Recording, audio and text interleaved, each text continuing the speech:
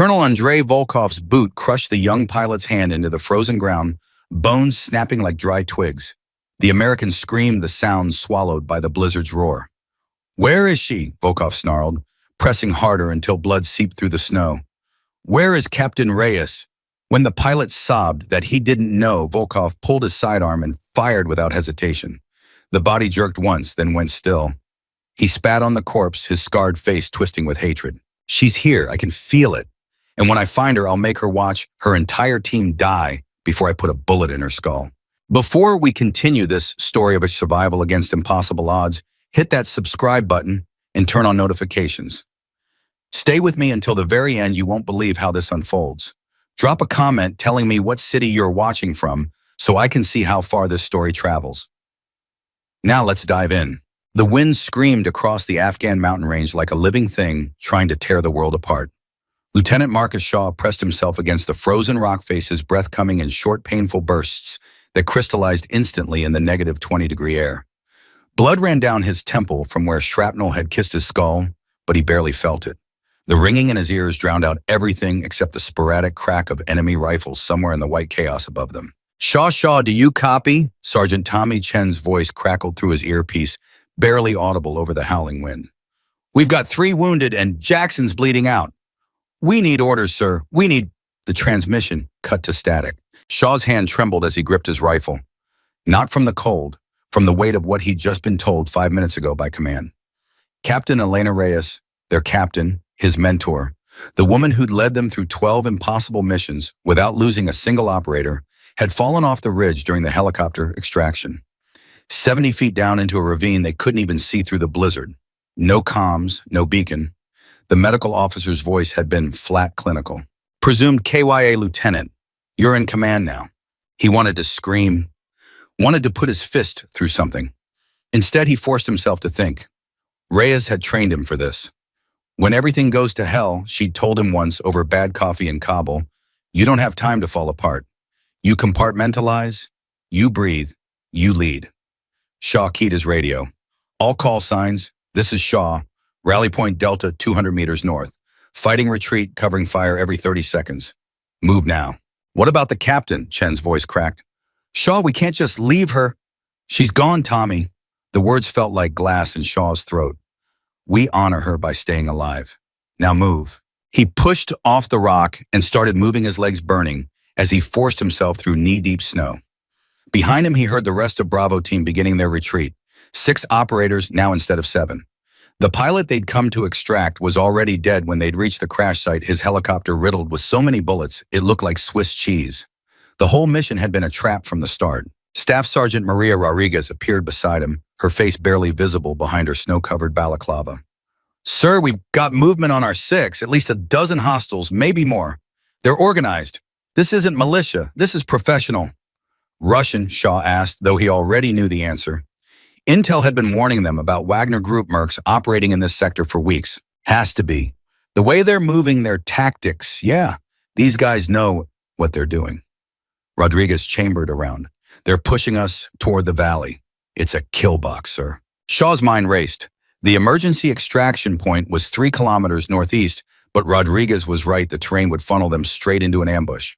Their other option was to dig in here, but with limited ammo and 3 wounded, they wouldn't last until dawn. Reyes would have found a third option. She always found a third option.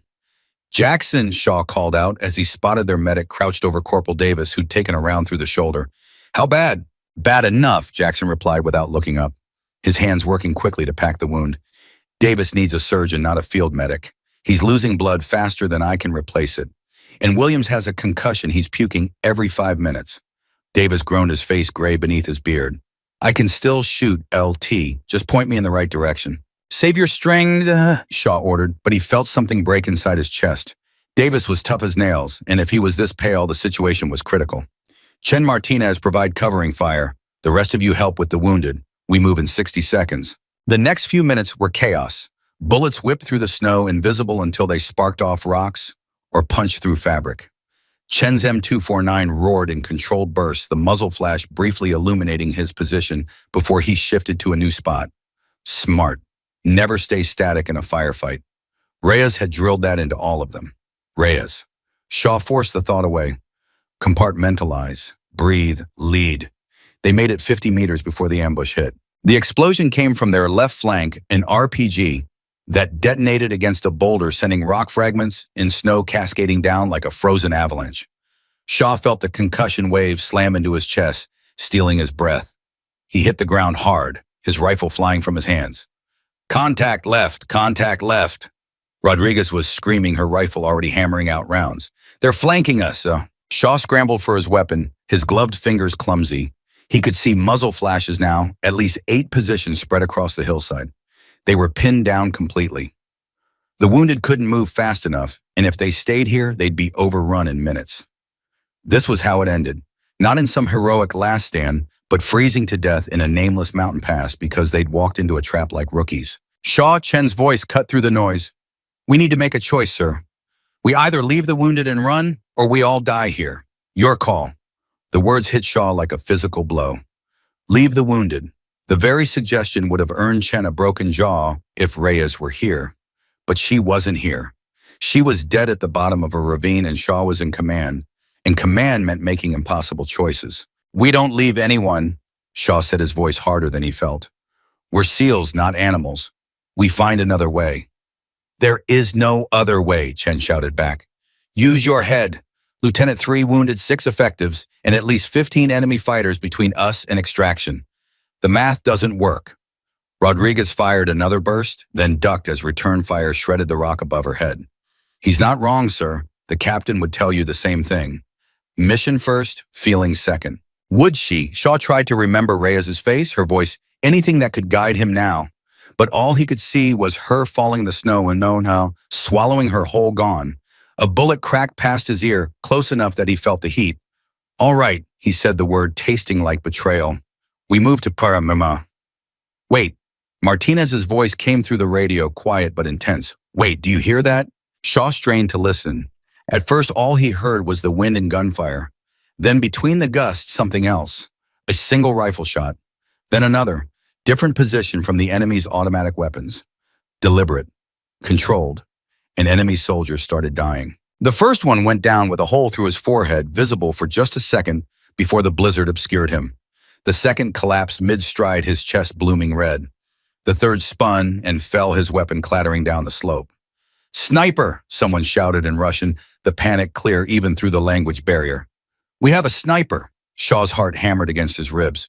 Where's it coming from? Above them, Rodriguez breathed, her eyes wide.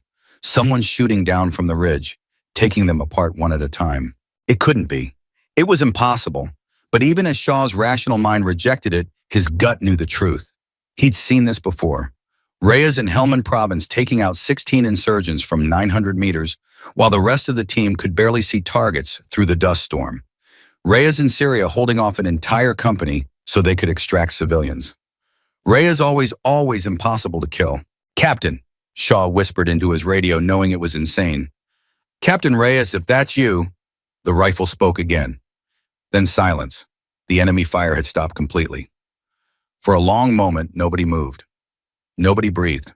The wind howled, carrying snow that stung exposed skin, but the shooting had ceased. Either the enemies were dead or they were regrouping.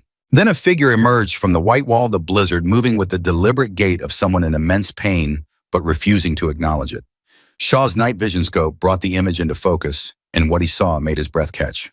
It was Reyes. But not the Reyes who'd briefed them 12 hours ago in the pre-mission tent, crisp and composed and in complete control. This Reyes limped heavily, favoring her left leg. Her tactical vest hung open, revealing a blood-soaked undershirt. Her face was a mask of bruises and lacerations, one eye nearly swollen shut. She cradled her rifle like it was the only thing keeping her upright. She looked like death itself had tried to claim her and failed. Captain on deck. Someone whispered the words almost reverent. Reyes reached their position and nearly collapsed. Shaw and Rodriguez caught her feeling how badly she was shaking beneath the tactical gear. Up close, it was worse. Her pupils were uneven concussion, definitely. Her breathing was shallow and pained broken ribs, probably. And the blood there was so much blood. Report, Reyes said, her voice a hoarse rasp barely louder than the wind. Captain, you need medical attention. Jackson started reaching for his kit. I said report, Lieutenant. Reyes fixed Shaw with her one good eye, and despite everything, despite looking like she'd been thrown from a moving vehicle, her gaze was sharp. Command lived in that look. Situation. Shaw found his voice. 3 wounded, 1 critical. Low on ammunition. Enemy forces estimated at 15 to 20 Russian contractors. They're pushing us toward a kill box in the valley. Emergency extraction is 3 clicks northeast, but we'll never make it through their lines. Reyes nodded slowly, each movement clearly costing her. The crash site pilot. KIA when we arrived. This whole thing was a setup, Captain. They knew we were coming. Something dark flickered across Reyes's battered face. Volkov. Ma'am. Colonel Andrei Volkov. Wagner Group. We have history. Reyes shifted her weight and grimaced. He's here for me specifically. The downed pilot was bait. You're all just collateral damage. She paused, swaying slightly. I'm sorry I brought you into this. Captain, with respect. Screw that, Chen said, moving up beside them. We're SEALs. We don't apologize for doing our jobs. But we do need a plan that doesn't involve all of us freezing to death in the next hour. Reyes almost smiled. Almost. Still charming as ever, Sergeant.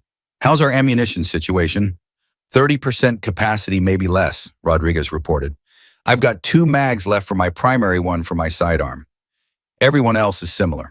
Davis Reyes looked past them to where the wounded corporal lay. Stable but declining, Jackson said quietly. He needs a hospital, not a battlefield. Reyes closed her eyes for a moment, and Shaw saw her lips moving silently. Calculating. Planning. When she opened them again, the woman who'd fallen off a ridge was gone. The captain was back. We're not going northeast, she announced. That's what they expect.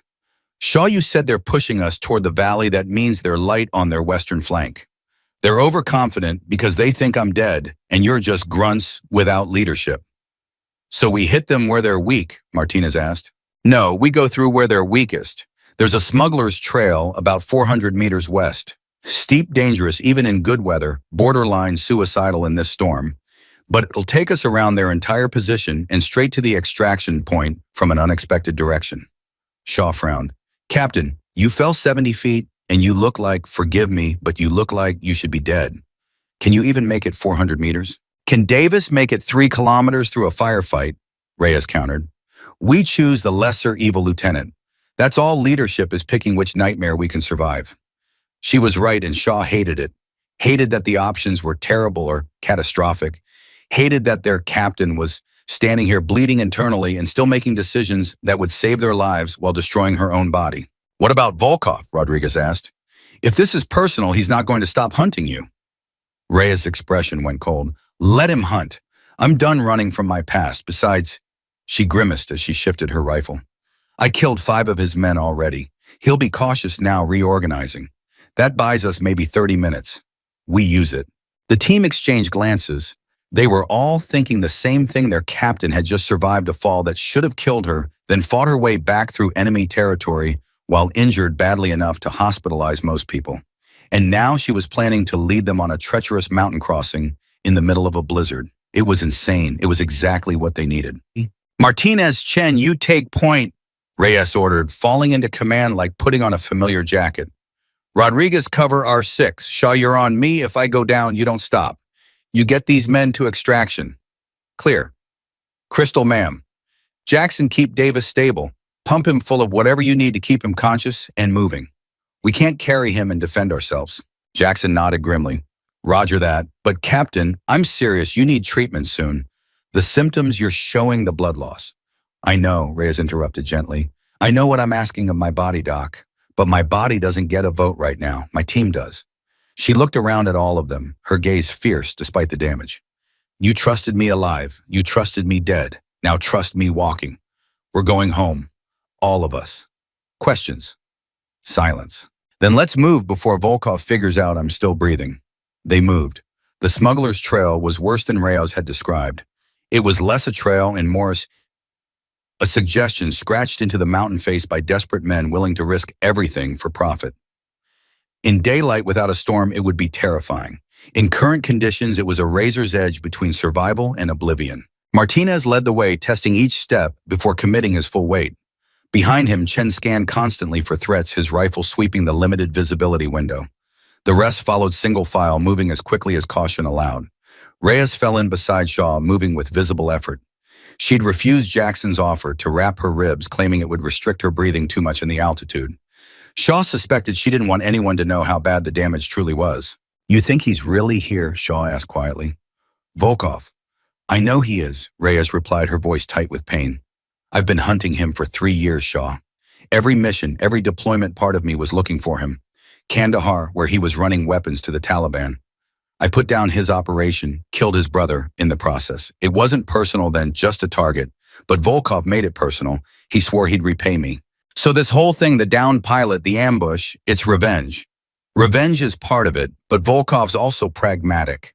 Wagner Group gets paid well to make problems disappear in this region. American SEALs are definitely a problem. Taking us out while settling his vendetta." Reyes shook her head. "That's just efficiency." A gust of wind hit them hard enough that Shaw had to grab Reyes's arm to keep her from stumbling. She hissed in pain, but didn't pull away. "Captain, you can barely stand. How are you still moving?" "Because if I stop, I don't start again," Reyes said simply. "The human body is incredible, Shaw. It'll keep going long past what seems possible if you give it a reason. My reason is getting you all home. That's enough."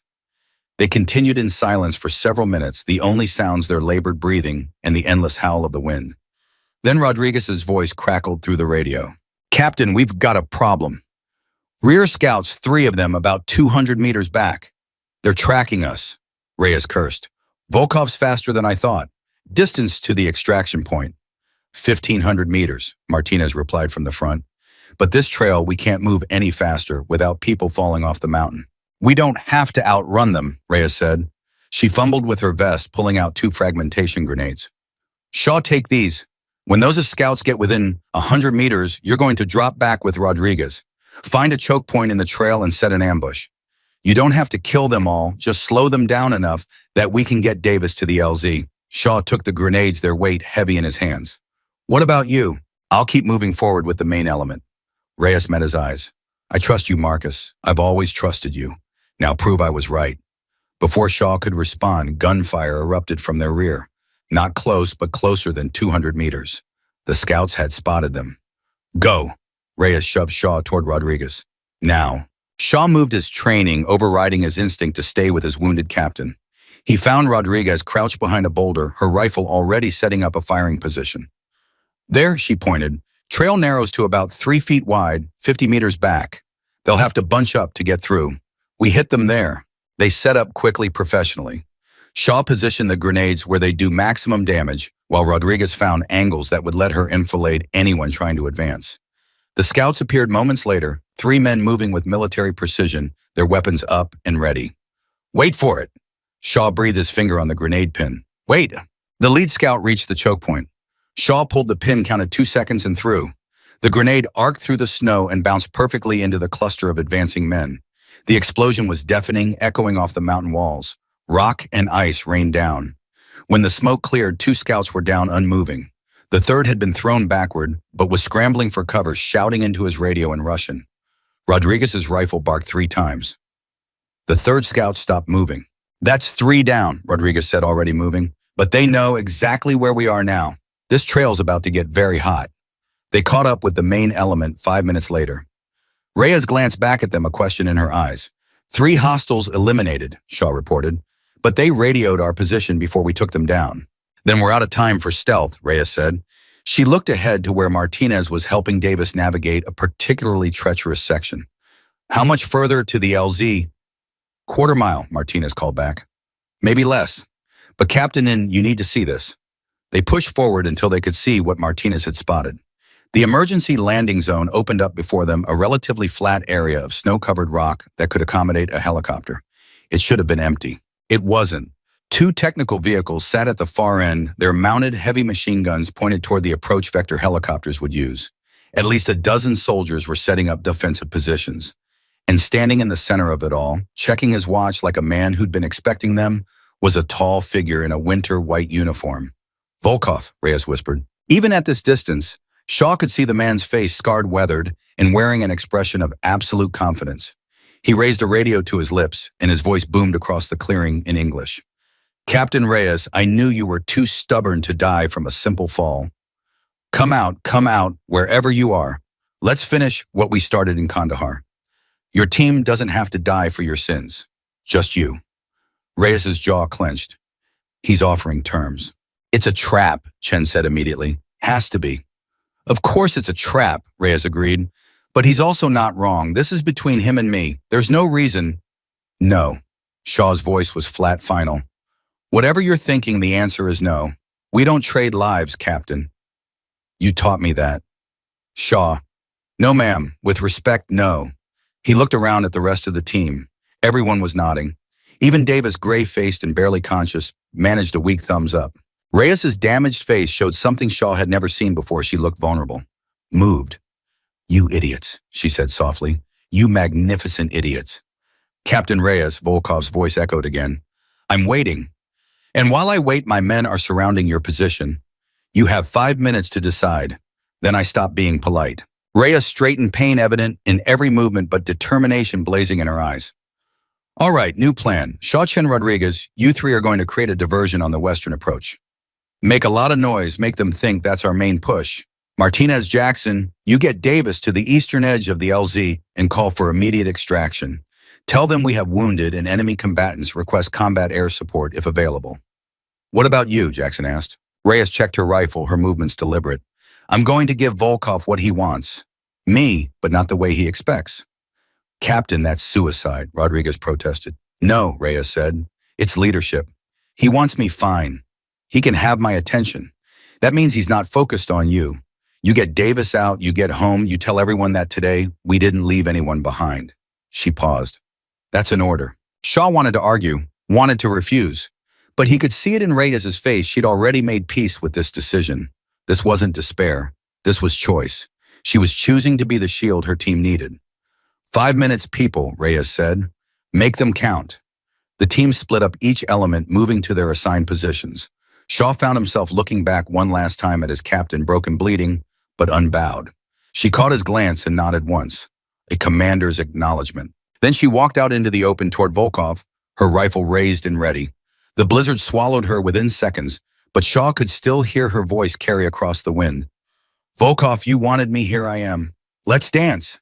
And the bullets started flying. The first bullet from Reyes's rifle took out Volkov's radio operator before anyone could react. The man's head snapped back, and he dropped like a puppet with cut strings. The second bullet shattered the spotlight, mounted on the nearest technical, plunging half the landing zone into darkness. Contact, contact! Someone screamed in Russian, and the entire enemy position erupted into chaos. Shaw watched through his scope as Reyes moved her injured body somehow, flowing from cover to cover with the grace of someone who'd made peace with pain. She was drawing fire, deliberately pulling Volkov's attention away from the team's position. Every muzzle flash that tracked toward her was one less tracking toward them. She's buying us time, Chen breathed beside him. We need to use it. Shaw forced himself to look away from his captain. Rodriguez, Chen, light them up on my mark. Make it loud. Make them think we're coming through that western approach with everything we've got. Rodriguez chambered around, and when they figure out it's a diversion, by then Davis will be on that helicopter and we'll be ghosts. Shaw hoped he sounded more confident than he felt. 3, 2, 1, mark. The western edge of the landing zone exploded with gunfire. Chen's machine gun hammered out a sustained burst, tracers cutting through the snow like angry fireflies.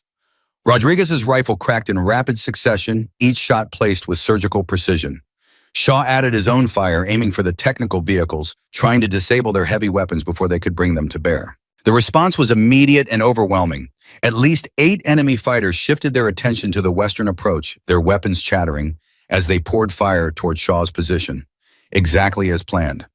Martinez, Jackson, go, Shaw shouted into his radio. Move Davis now.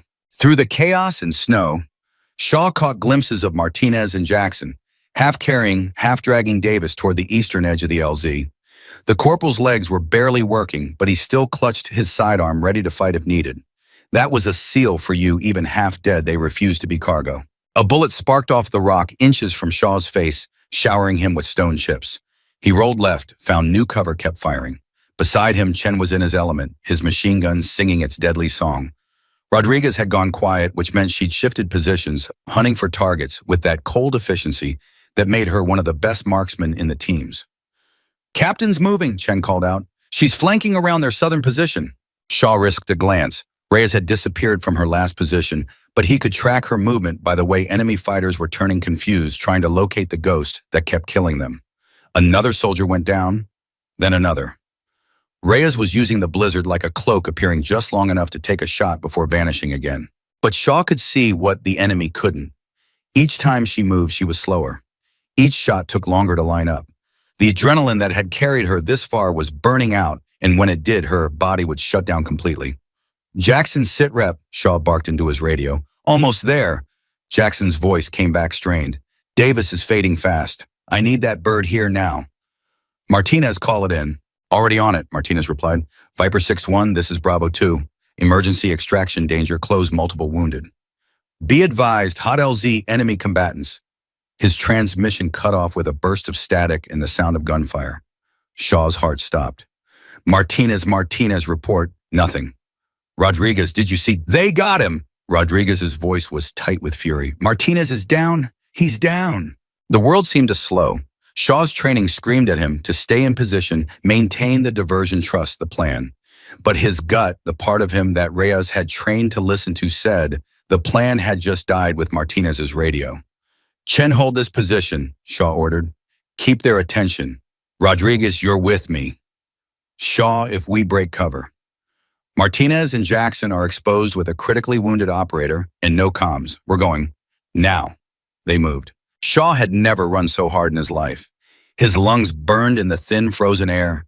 His legs screamed, but he kept moving. Rodriguez right behind him, both of them sprinting across open ground toward where Martinez had gone silent. They found him 30 seconds later, lying in the snow with blood pooling beneath him. A round had caught him in the leg right above the knee. His face was ghost white, but his hands were still trying to reach his radio. "Stay down, you idiot," Shaw hissed, sliding in beside him.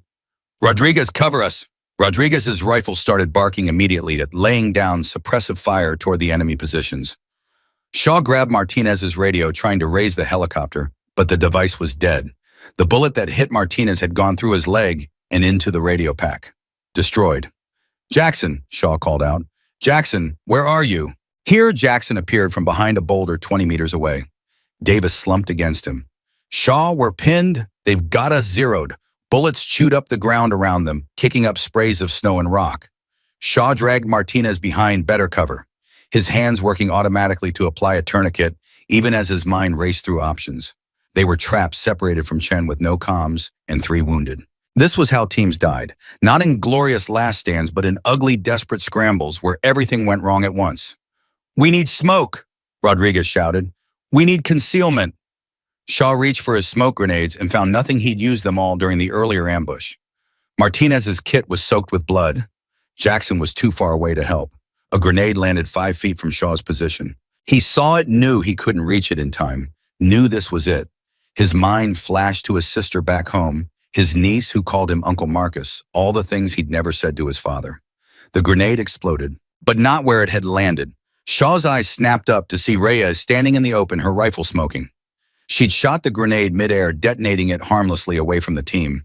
The woman could barely stand, was bleeding from a dozen wounds, and she'd just made an impossible shot under impossible conditions. "Get them out of here, Shaw." Reyes' voice cut through the noise, hoarse but commanding. "I'll hold them." "Captain, you can't."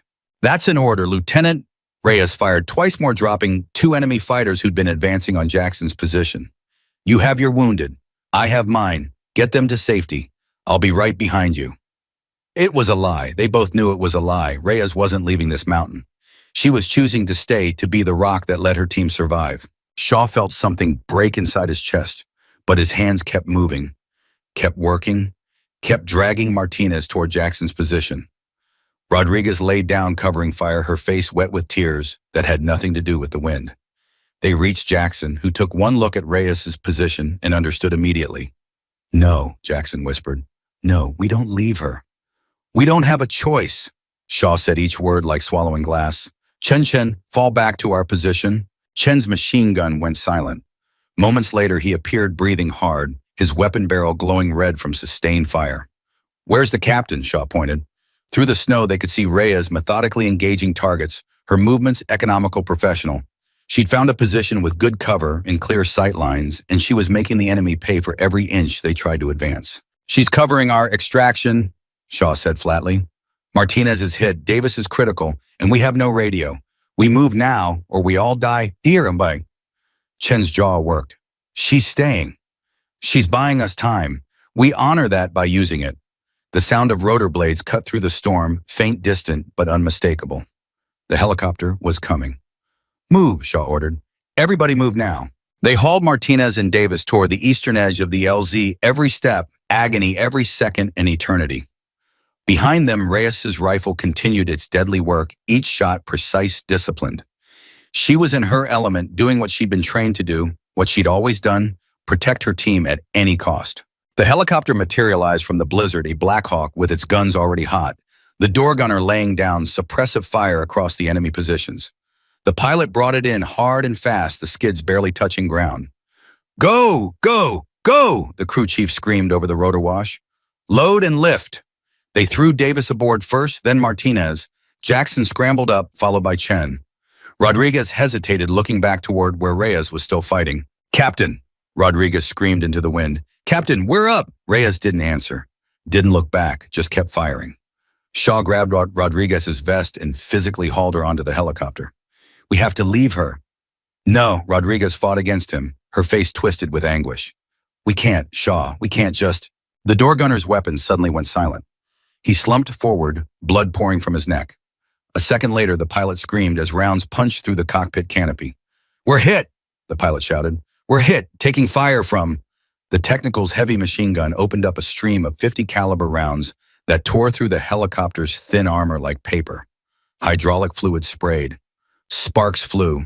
The Black Hawk lurched violently to one side.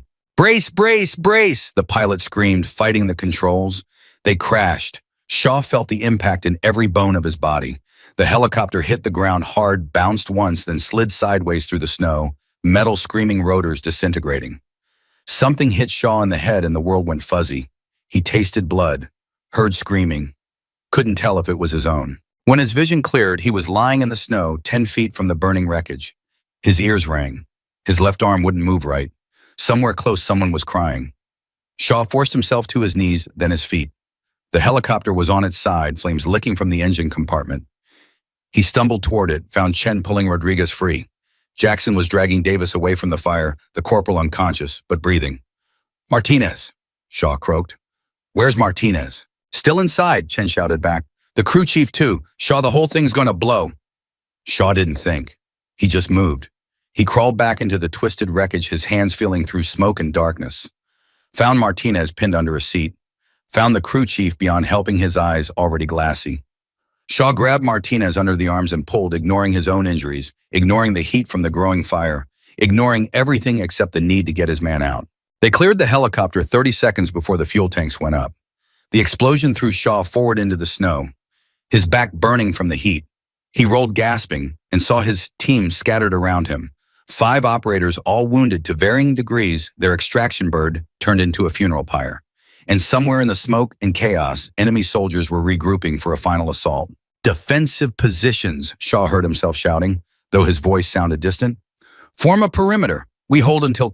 Whoa! Until what? Until another bird came, until enemy reinforcements arrived, until they ran out of ammunition and hope.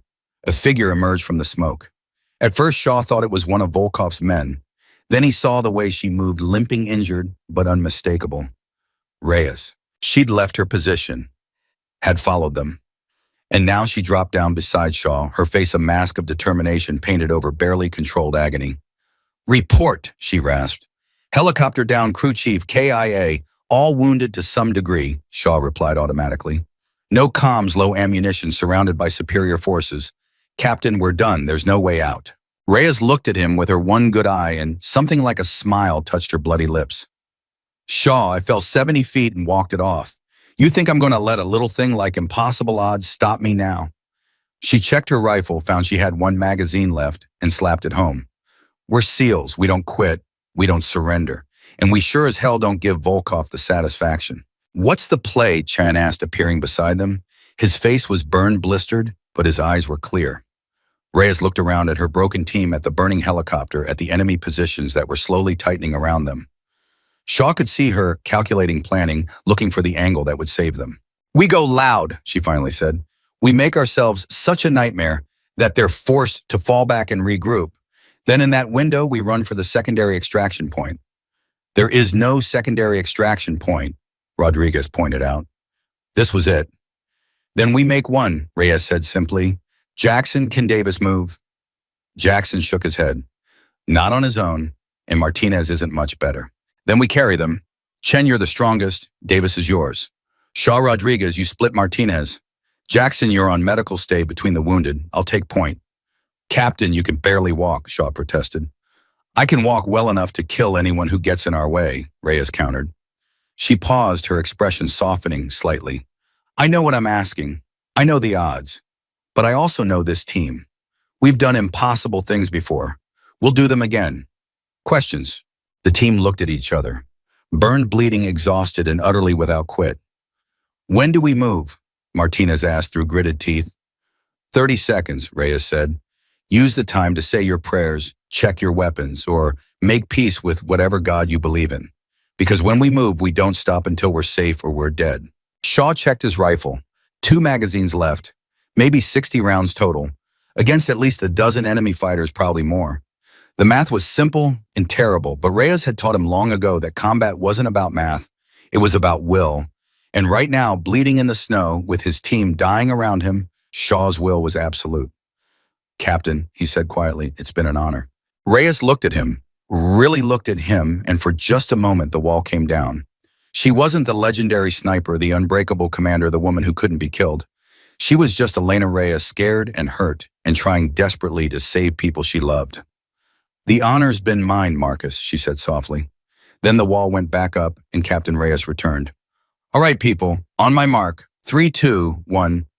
Wait, Rodriguez's voice cut through. Listen. They all froze. Through the wind and the crackle of burning metal, Shaw heard it, more rotor blades. Multiple helicopters coming fast. Extraction, Chen asked hopefully. Wrong direction, Reyes said, her face going hard. Those are Russian birds. Volkov called for reinforcements. The helicopters appeared moments later, 2 Mi-8 transports, their side doors open, more soldiers visible inside. They didn't land. They hovered in men fast roped down, professional and practiced. 20 fresh fighters joining the dozen already on the ground. Shaw felt the last of his hope drain away. There was no surviving this. No miracle play, no clever tactic. They were outgunned, outnumbered, and out of time. Reyes stood up, her rifle raised. Well, she said, her voice carrying an edge of dark humor, at least we'll make it interesting. The enemy forces began their advance, moving in coordinated elements. Professional soldiers who knew exactly what they were doing. Shaw raised his rifle, found his first target, and prepared to sell his life as expensively as possible. Then from somewhere behind the enemy positions, a new sound cut through the chaos, the distinctive roar of a GAU-17 minigun spooling up. 2 more helicopters burst through the storm, but these weren't Russian. These were American Apache gunships, their weapons hot, their pilots clearly done being polite. This is Viper 1-1, we have visual on friendlies. A voice crackled across the emergency frequency that Shaw's broken radio somehow still received. All hostile forces, you are ordered to stand down or you will be engaged. You have 5 seconds to comply. Volkov's voice answered in English, cold and mocking. American cowboys, always arriving after the party's over. Tell your SEALs they fought well, but they're mine now. Then you've made your choice, the Apache pilot replied. Viper 1-2 weapons free. Light them up. The Apaches opened fire. It wasn't a battle, it was an execution. The miniguns tore through the enemy positions with devastating precision. Hellfires obliterated the technical vehicles. The Russian transports tried to flee and were chased down, one exploding in midair, the other crash landing in a ball of fire. In 90 seconds, Volkov's overwhelming force was reduced to scattered survivors running for their lives through the blizzard. Shaw stood there, his rifle forgotten in his hands, watching the impossible happen. They'd been dead. Completely, utterly dead. And now, Bravo team, this is Viper 1-1. We have a medical bird inbound ETA 2 minutes. Hold tight, we're bringing you home. Reyes lowered her rifle, slowly swaying on her feet. Well, she said faintly, that's convenient. Then her legs gave out and she collapsed. Captain Shaw caught her before she hit the ground, felt how cold she was, how much blood she'd lost. Her eyes were unfocused, her breathing shallow. Shaw, she whispered. Did everyone? Everyone's alive, Shaw told her, his voice breaking. You kept us alive. All of us. You stubborn, impossible, magnificent. Don't get sentimental on me, Lieutenant, Reyes murmured. It's unbecoming of a SEAL. Her good eye focused on him one more time. But thank you for not leaving me behind, for she passed out. Jackson was there immediately, his hands working, checking vitals, starting an IV with supplies scavenged from the wreckage. She's in shock, severe blood loss, multiple fractures, probable internal bleeding. Shaw, she's not. She might not make it to the hospital. Then we make sure she does, Shaw said fiercely. We don't lose her now, not after everything. The medical helicopter landed 3 minutes later, a flying ICU with a full trauma team aboard. They took Reyes first, then Davis, then Martinez. The rest of the team piled on, holding on to each other, holding on to consciousness, holding on to life by their fingernails. As the helicopter lifted off, Shaw looked back at the battlefield, the burning wreckage, the bodies in the snow, the place where they did all nearly died. And somewhere in that chaos, still alive, was Volkov. The Russian colonel had escaped the Apache strike, had melted into the storm like the professional survivor he was. This wasn't over. Shaw knew it. Reyes, when she woke up, would know it too. But for now, for this moment, they'd won. They'd survived. Sir, Chen said quietly beside him, his voice rough. What she did today, what we all did. I know, Shaw said. He looked around at his team, burned, broken, but alive. Every one of them alive. I know. Through the helicopter window, Shaw watched the mountains disappear into the storm. Somewhere down there in a hospital, he couldn't even imagine yet, Reyes was fighting for her life. The legend who'd walked out of death itself was now in the hands of surgeons and fate. And all Shaw could do was wait. The surgery took 11 hours. Shaw sat in the sterile waiting room at Bagram Airfield's medical facility, his hands still stained with dried blood that no amount of scrubbing could quite remove. Chen was beside him, staring at nothing. Rodriguez paced like a caged animal, her boots squeaking on the linoleum. Jackson had finally passed out in a corner chair, exhausted beyond reason. Every time the OR doors opened, Shaw's head snapped up, hoping for news. But it was always someone else's doctor, someone else's tragedy, someone else's miracle or heartbreak. She's going to make it, Chen said for the 100th time like a prayer. She fell 70 feet and walked it off. She's not dying on an operating table. Shaw wanted to believe that. Wanted to believe that the woman who'd defied every law of survival would continue defying them.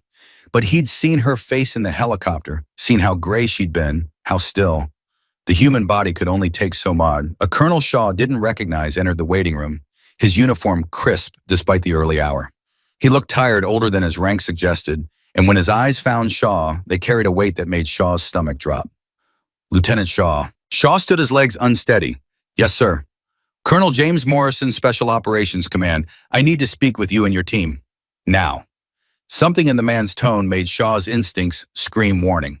Sir, with respect, we're waiting on our captain. Once we know that's what I'm here to discuss. Morrison's face was granite. Conference room, 2 minutes. He left without waiting for a response. Shaw exchanged glances with Chen and Rodriguez. Jackson stirred, blinking awake, sensing the tension. What's happening? I don't know, Shaw admitted, but I don't like it. They followed Morrison into a small conference room. A laptop sat open on the table, its screen dark. Morrison closed the door and stood there for a long moment, his jaw working like he was chewing on words he didn't want to say. Gentlemen, Sergeant Rodriguez, he began. What happened on that mountain tonight is going to be classified at the highest levels. The official story is that you were conducting routine reconnaissance when you encountered unexpected enemy resistance. Captain Reyes sustained injuries during extraction. That's it. That's the story. Sir, that's not what happened, Shaw said carefully. We were ambushed. There were Russian contractors, Wagner Group. A colonel named Volkov who had personal history with the captain. He set a trap specifically for her. I know exactly what happened, Lieutenant, Morrison said, his voice hardening. I've read the after-action reports from the Apache pilots. I've seen the satellite imagery. I know about Volkov, about the trap, about everything. And I'm telling you that none of it can be acknowledged officially. Rodriguez stepped forward, her face flushed.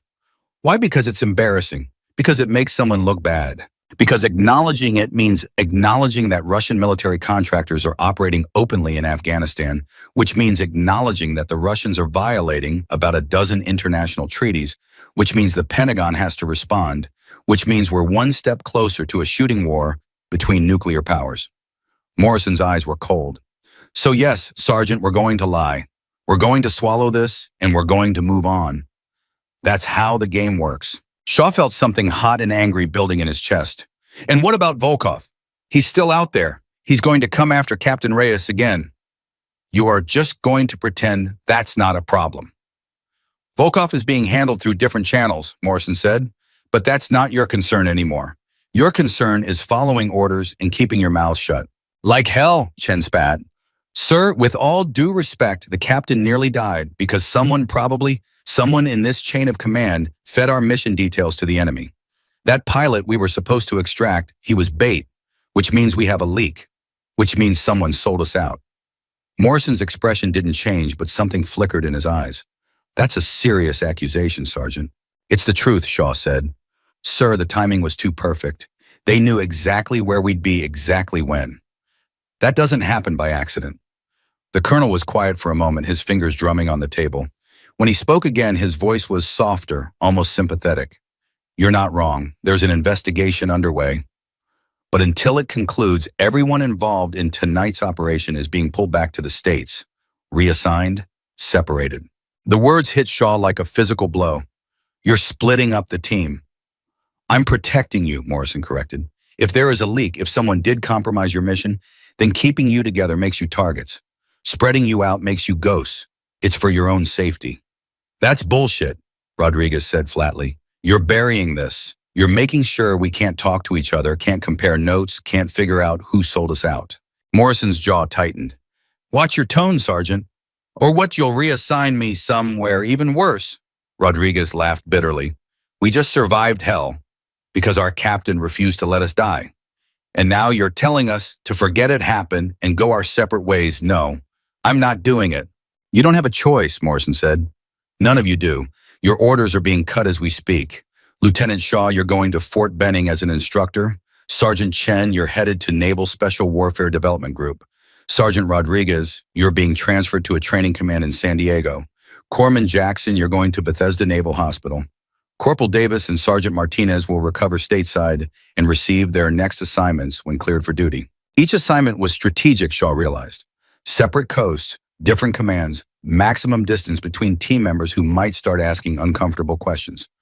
What about Captain Reyes? Shaw asked, his voice dangerous. Where does she go when she recovers? Morrison hesitated, and in that hesitation, Shaw saw the truth. She's not recovering, is she? The words came out flat, dead. That's what you're really here to tell us. She's dying. The surgeons are doing everything they can, Morrison said carefully, but her injuries are extensive. Even if she survives the night, the damage to her body, Lieutenant, she fell 70 feet, then fought through a blizzard, then engaged in sustained combat while suffering from internal bleeding, broken ribs, a severe concussion, and trauma that would have killed most operators. The human body has limits. Shaw's hands clenched into fists. She's stronger than any operator you've ever met. I don't doubt that. But strength has a price, and she's paid it. Morrison's expression softened. If she does survive, she'll never be cleared for active duty again. Her career as a SEAL is over. The silence in the room was crushing. Chen was the first to speak, his voice shaking. You're just going to throw her away. After everything she's done, everything she's sacrificed, you're going to stick her behind a desk or push her into retirement. I'm going to make sure she gets the medical care and support she's earned, Morrison said. But yes, her time in the field is done. And frankly, gentlemen, after what she went through tonight, that might be a mercy. Rodriguez moved so fast, Shaw barely registered it. 1 second she was across the room, the next she was in Morrison's face, her finger jabbing toward his chest. Don't you dare talk about mercy. You weren't there. You didn't see her drag herself back from death because she refused to let her team die. You didn't see her standing in the open drawing fire, making herself a target so we could escape. Mercy. The only mercy here is that she's unconscious and doesn't have to listen to you dismiss everything she is. Morrison didn't flinch, didn't back down. Your loyalty is admirable, Sergeant, but it doesn't change reality. Captain Reyes' career is over. Your team is being disbanded, and you're all going to accept that and move forward. Those are your orders. Orders, Shaw repeated, tasting the word. Captain Reyes taught me that orders are about the mission, not the politics. And the mission isn't over, sir. Not while Volkov is still breathing. Lieutenant, stand down. No, sir. With respect, no. Shaw stepped forward, his voice steeled. You want to bury this fine. You want to separate us, scatter us to the winds, okay? But you don't get to tell me that the woman who saved my life 6 times over is just going to be swept under the rug because it's convenient. When she wakes up, not if, when she deserves better than that. Morrison studied Shaw for a long moment, his expression unreadable. Then he closed the laptop and picked it up. Your transport leaves in 4 hours. I suggest you use that time to clean up, get medical attention for your minor injuries, and say whatever goodbyes you need to say. Dismissed. He left. The team stood there in stunned silence, the weight of what had just happened settling over them like a shroud. Their captain was dying. Their team was being destroyed. And the man who'd tried to kill them all was walking free somewhere in the mountains, probably laughing. This is wrong, Jackson said quietly. Everything about this is wrong. Welcome to the military, Chen said bitterly, where the wrong thing is usually the official thing. Shaw's phone buzzed. He pulled it out and saw an unfamiliar number, almost ignored it. Then something made him answer. Lieutenant Shaw, a woman's voice calm and professional. This is Major Sarah Chen. I'm Captain Reyes' surgeon. She's out of surgery. She's alive. Shaw's knees almost buckled with relief. How is she? Stable. Critical but stable. The next 72 hours are crucial, but she's a fighter. She coded twice on the table, and both times she fought her way back. I've never seen anything like it. The surgeon paused. She's asking for you. Well, not asking exactly. She's heavily sedated and barely conscious. But she keeps saying your name. If you want to see her, now would be the time. I'm on my way. Shaw ended the call and looked at his team. She's alive. She wants to see us. They moved as one, following a nurse through the sterile corridors of the medical facility. The ICU was quiet, dim, filled with the steady beep of monitors and the hiss of ventilators. Reyes' room was at the end of the hall, and when Shaw saw her through the window, his breath caught. She looked impossibly small in the hospital bed, surrounded by machines and tubes and wires. Her face was swollen, bruised, barely recognizable. Bandages covered most of her torso. A ventilator breathed for her, the tube down her throat making her chest rise and fall with a mechanical precision. 5 minutes, the nurse said gently. She needs rest. Shaw entered first, the others following. He approached the bed, slowly, afraid that moving too fast might somehow break whatever fragile thing was keeping Reyes tethered to life. Her one unbandaged eye opened unfocused at first, then finding him. Recognition flickered, and with it something that might have been a smile if her face could move enough to form one. Hey, Captain, Shaw said softly, his voice breaking. You scared us. Reyes tried to speak, but the ventilator made it impossible. Her hand moved slightly, fingers twitching. Shaw took her hand carefully, felt how cold it was, how weak her grip was. Everyone made it, Shaw told her. Davis is stable. Martinez is going to keep his leg. The rest of us are banged up, but functional. You did it, Captain. You kept your promise. You brought us all home. Reyes' eye closed, a single tear tracking down her battered face. Her fingers squeezed Shaw's hand with what little strength she had left. Rodriguez moved closer, her own eyes wet. Captain, I just want you to know what you did today, what you've always done for us. We'll never forget it. Never. Chen nodded. You're the best leader I've ever served under. And when you're back on your feet, we're going to raise so much hell they'll hear about it in Washington. Reyes' eye opened again, and this time Shaw saw fear in it. Real, genuine fear. She tried to speak again, fighting against the tube, against her own broken body. Easy, Jackson said, his medic training kicking in. Captain, you need to stay calm. Your body's been through massive trauma. You need to rest and heal. But Reyes wasn't listening. Her free hand moved shaking, pointing toward the room's small whiteboard where medical staff tracked her vitals. She gestured frantically, her eye pleading. She wants to write something, Rodriguez realized. Get her something to write with. Jackson grabbed a pen from the nursing station and placed it carefully in Reyes' trembling hand. She could barely hold it, but she managed to press it against the whiteboard, her movements agonizingly slow, each letter a battle. The team watched as she wrote letter by painful letter, VOLKVNOTDONE. Shaw felt ice water flood his veins. You think he's still coming after you? Reyes nodded weakly, then added more letters, TRAPCOMING. What trap? Chen asked. Captain, we're on a secure military base. Volkov can't touch you here. But Reyes was shaking her head, her eye wide with urgency. She wrote again, faster now, the letters barely legible. INSEDHEL. Inside help. Someone on the inside was helping Volkov. The leak Morrison had mentioned the traitor who'd compromised their mission. They weren't just feeding information, they were active, present, dangerous. Captain who? Shaw pressed. Who's the leak? Reyes's hand shook as she wrote one more word. DONTKNO. Then her strength gave out. The pen clattered to the floor. Her eye rolled back and the monitor started screaming. She's crashing, Jackson shouted. We need a doctor now. Medical staff flooded the room, pushing the team aside. Shaw caught glimpses of organized chaos, someone charging the defibrillator, someone else pushing drugs through her. IV, the surgeon from before barking orders in rapid-fire medical jargon, Shaw couldn't follow. Clear. Reyes's body arced off the bed. The monitor showed a brief spike, then flatlined again. Again clear. Another shock. Another spike. This time it held the rhythmic beep, returning weak but present. We've got her, the surgeon said, breathing hard. But we need to intubate deeper and increase her sedation. She's fighting too hard, tearing her own stitches. You all need to leave now. Security was already there, uniformed MPS, with gentle but firm hands guiding the team out. Shaw resisted, trying to see past the crowd of medical personnel, trying to catch one more glimpse of his captain. The last thing he saw before the door closed was Rhea's eye opening one final time, looking directly at him. And in that look was a message clearer than any words: trust no one. Stay alive, finish this. Then she was gone, swallowed by machines and medicine in the desperate fight to keep her heart beating. The team stood in the hallway, shell-shocked. Around them, the normal sounds of the hospital continued, nurses chatting, patients calling for help, machines humming their eternal songs. But for Shaw and his team, the world had narrowed to a single truth. Reyes had warned them.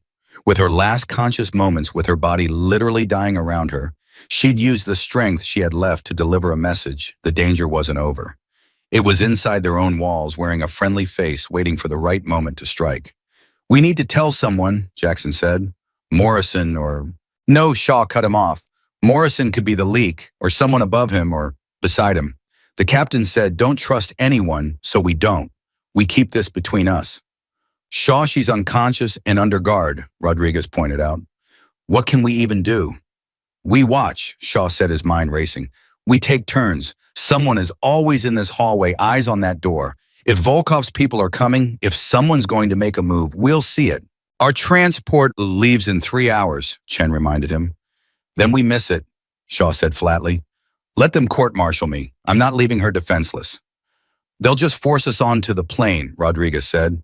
Armed escorts if necessary. Shaw, we can't. An explosion rocked the building, not close, but close enough that Shaw felt it in his bones, heard the muffled crump of detonating ordnance, saw the lights flicker. Alarms started wailing. People started running. That came from the motor pool, Chen said, his face going pale. The main motor pool where all the fuel is stored. Shaw's blood turned to ice. A fire at the motor pool meant every available resource would be diverted there, security, medical. Everyone. It meant the hospital would be vulnerable, undermanned, distracted. It meant Reyes was exposed. That's not an accident, Shaw said. That's the opening move. Volkov's creating chaos so his people can get to the captain. How? Jackson demanded. How could he possibly have assets on a secure American base? The same way he knew our mission plan, Rodriguez said grimly. Inside help. Someone with access, someone trusted. Her eyes widened.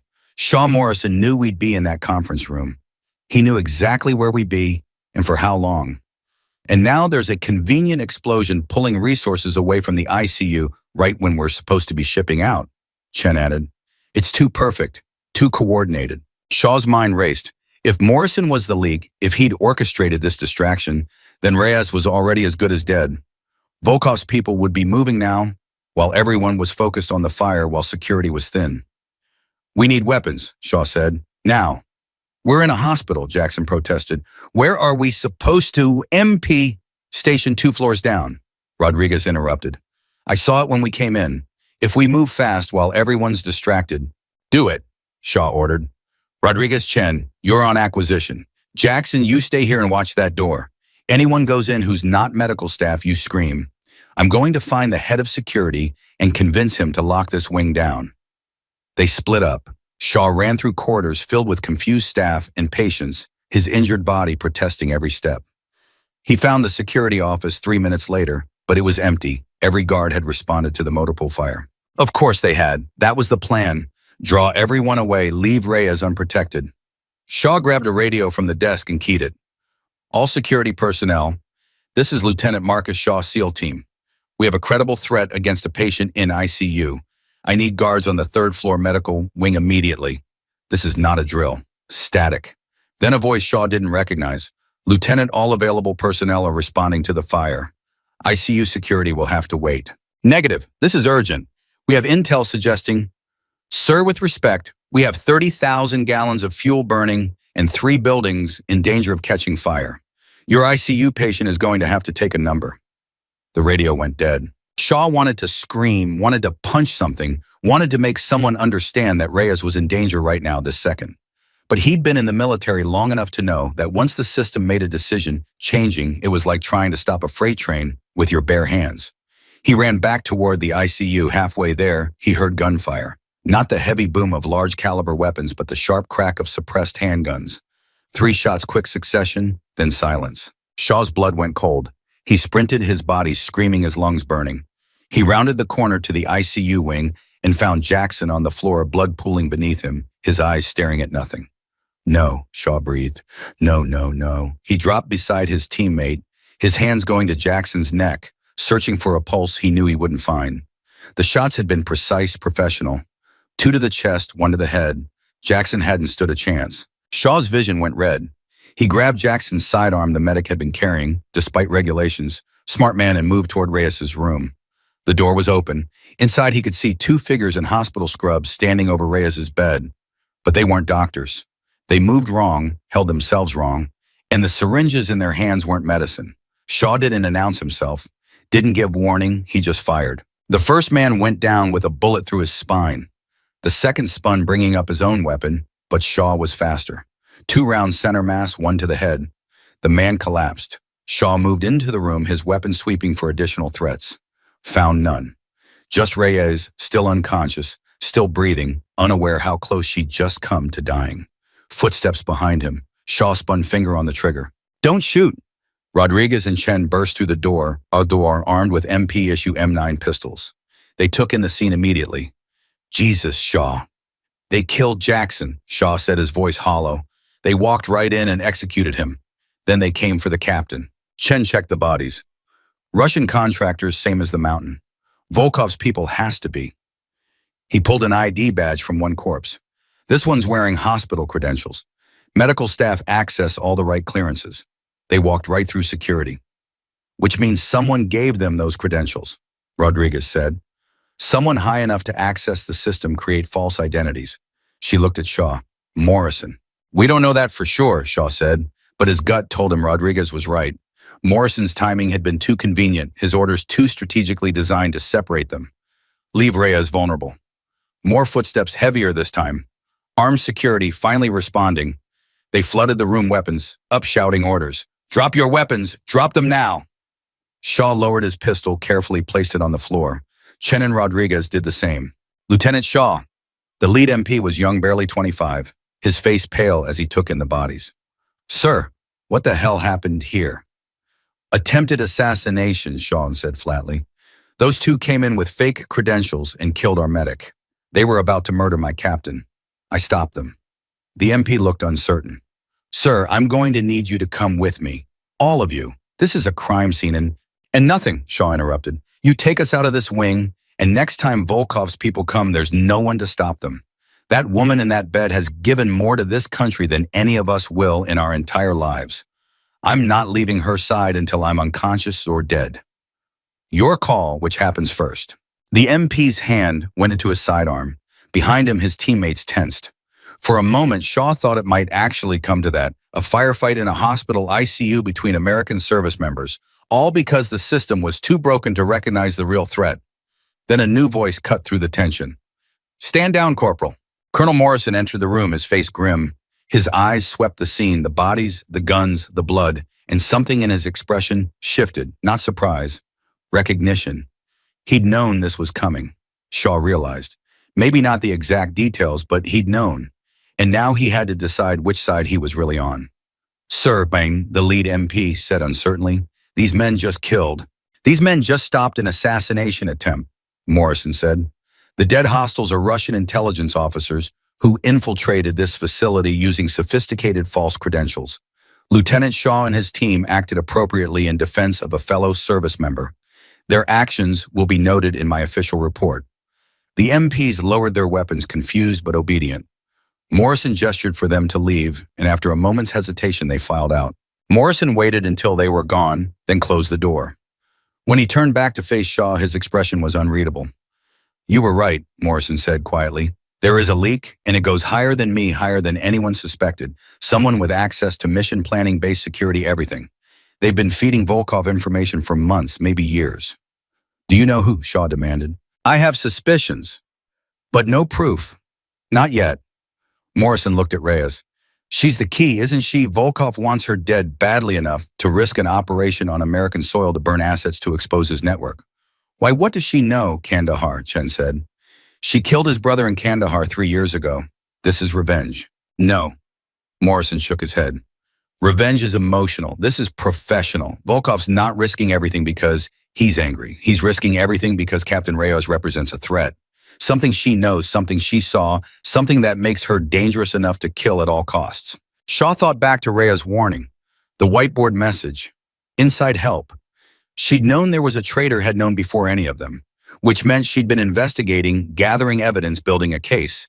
Evidence that was now probably wherever her personal effects were stored. "Her gear," Shaw said suddenly. "Her equipment from the mission. Where is it?" Morrison frowned. "Should be in evidence storage. Why?" "Because whatever she found, whatever proof she had about the leak, she wouldn't have left it lying around. She would have kept it close, hidden in her gear, where only someone who knew what they were looking for could find it." Understanding dawned on Morrison's face. "If you're right, and if the mole figures that out, they'll destroy it," Rodriguez finished. "Cover their tracks." Morrison pulled out his phone, made a call. His face went dark as he listened to the response, then ended the call. "Evidence storage had a fire 20 minutes ago," he said. "Small, contained quickly, but all of Captain Reyes's personal effects were destroyed. Completely." The room went silent. "So we have nothing," Chen said finally. "No proof, no evidence, no way to identify the mole. They won. Volkov wins." "No," Shaw said. The word came out hard, final. "Reyes doesn't lose. She doesn't quit, and she doesn't let the bad guys walk. If she hid evidence in her gear, she hid it somewhere else too. Insurance. A backup. She's too smart not to." "Where?" Morrison asked. Shaw thought, his mind racing through everything he knew about his captain. Her habits, her training, her paranoia about operational security. Then he had it. "Her locker," Shaw said. "In the team room back at base. She has a personal locker that only she has access to.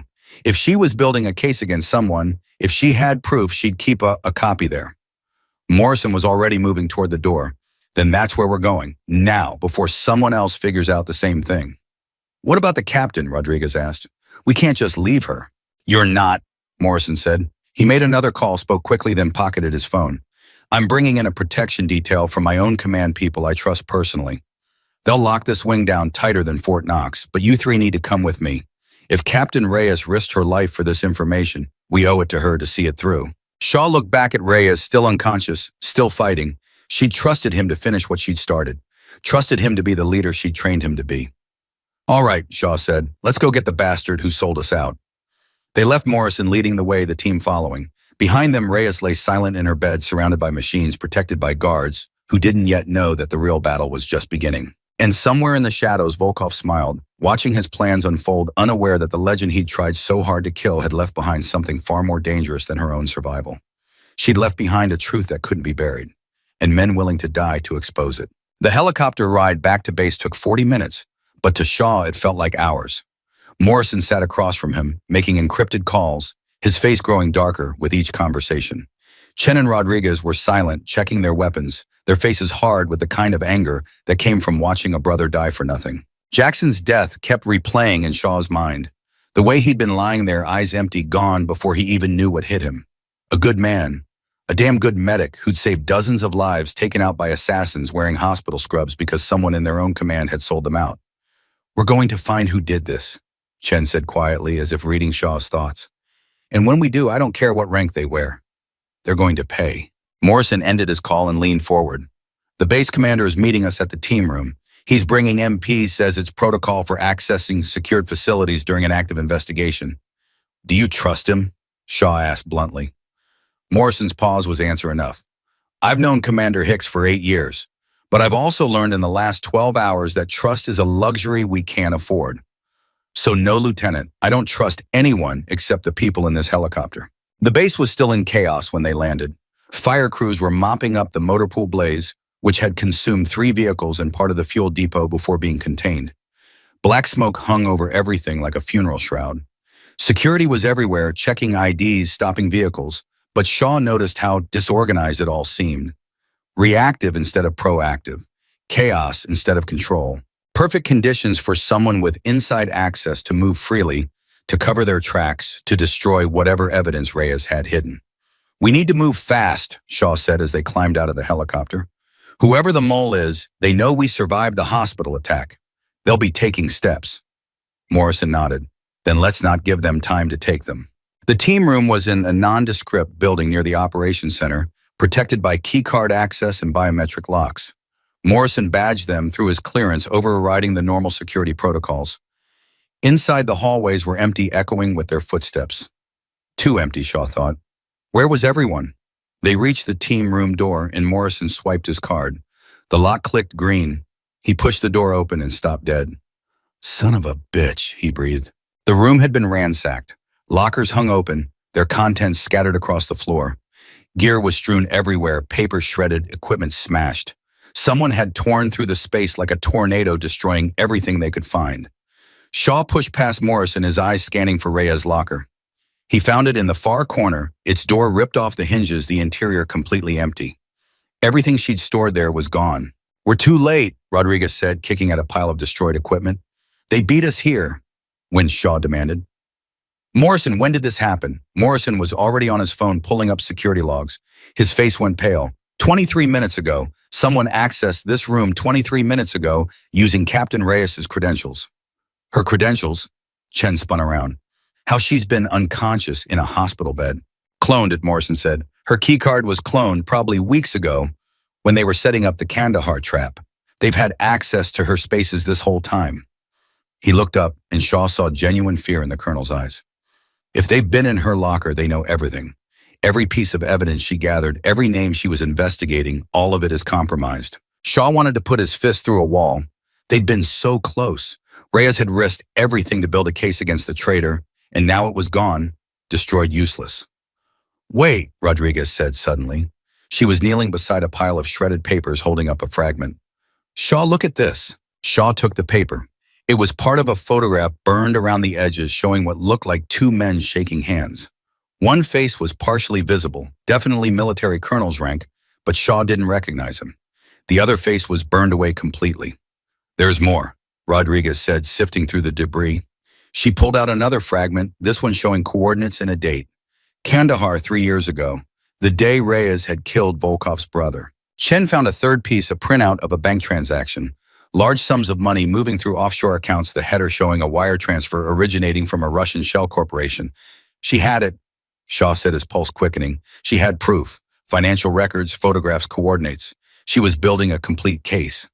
And someone destroyed it, Morrison said.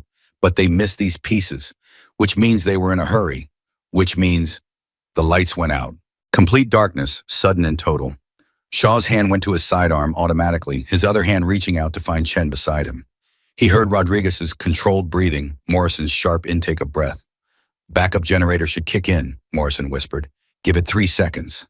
3 seconds passed, then 5, then 10. The lights stayed off. That's not a power failure, Chen said quietly. Someone cut the mains deliberately. Out, Morrison ordered. Everyone out now. This is a kill box. They moved toward the door, using touch and memory to navigate the pitch-black room. Shaw's fingers found the door frame, followed it to the handle. Locked. He tried Morrison's keycard. Nothing. The electronic lock was dead. We're sealed in, Shaw said. Someone's trapped us.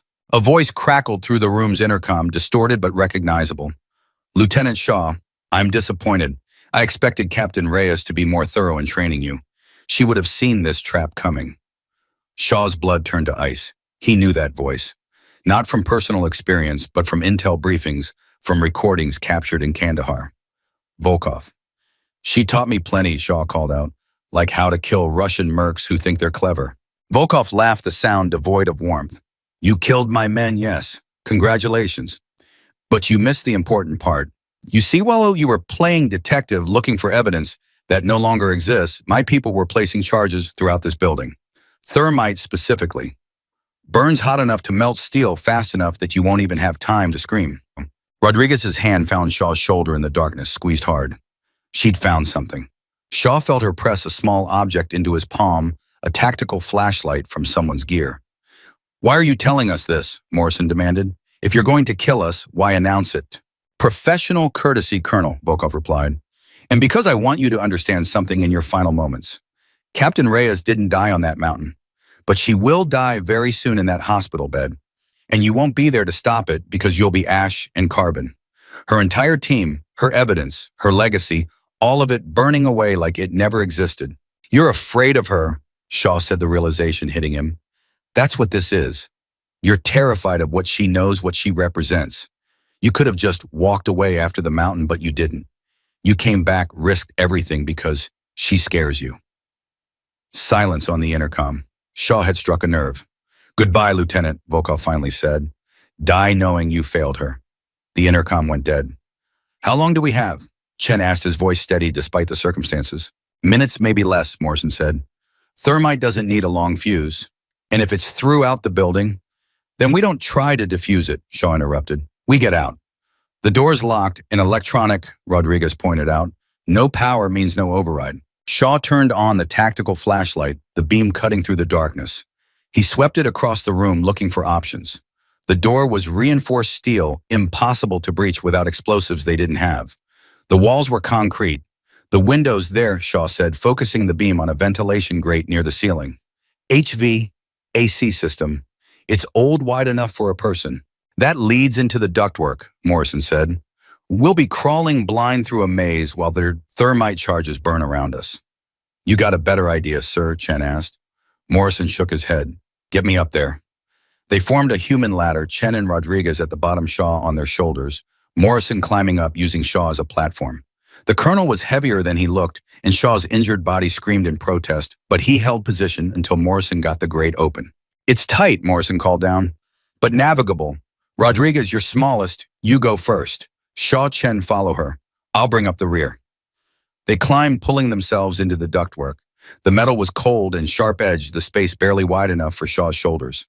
Rodriguez's flashlight beam ahead of them provided the only illumination as they crawled through darkness that smelled of dust and oil and fear. Behind them, Shaw heard a sound like wind rushing through a tunnel, then heat sudden and intense rolling through the ductwork. It started, Morrison shouted. Move, move, move. They crawled faster, hands and knees, scrambling for purchase on slick metal. The heat was growing, becoming unbearable. Shaw's skin felt like it was cooking inside his uniform. He could hear Rodriguez ahead, breathing hard, see Chen's boots in front of his face, feel Morrison pushing from behind. The duct branched. Rodriguez hesitated. Left or right, she called back. Left goes toward the operations center, Morrison said. Right goes to the exterior wall. Right, Shaw shouted. We need outside, not deeper into the building. Rodriguez went right. They followed the heat intensifying with every second. Shaw could smell burning now, not just metal, but something organic, something that made his stomach turn. The building was being cremated around them. Rodriguez's flashlight beam hit something ahead, a grate leading outside. She kicked at it once, twice, the third time it gave way, and she tumbled out into open air. Chen followed, then Shaw, Morrison right behind them. They hit the ground hard, rolling away from the building just as the windows blew out in a cascade of superheated glass and flame. The structure collapsed inward, folding like a house of cards, thermite burning so hot the metal supports liquefied. Shaw lay in the dirt, gasping, his lungs full of smoke and his body screaming. But alive. They were alive. Sound off, Morrison coughed. Everyone here. Here, Rodriguez gasped. Present? Chen managed. Good, Shaw croaked. Now someone tell me why the hell Volkov has access to plant charges on an American military base. Morrison sat up, his face smudged with soot and blood. Because he doesn't need access. He has someone doing it for him. Someone with authority clearance trust. The colonel's expression was grim. We need to assume the worst, the mole is someone high-ranking enough to move freely anywhere on this base.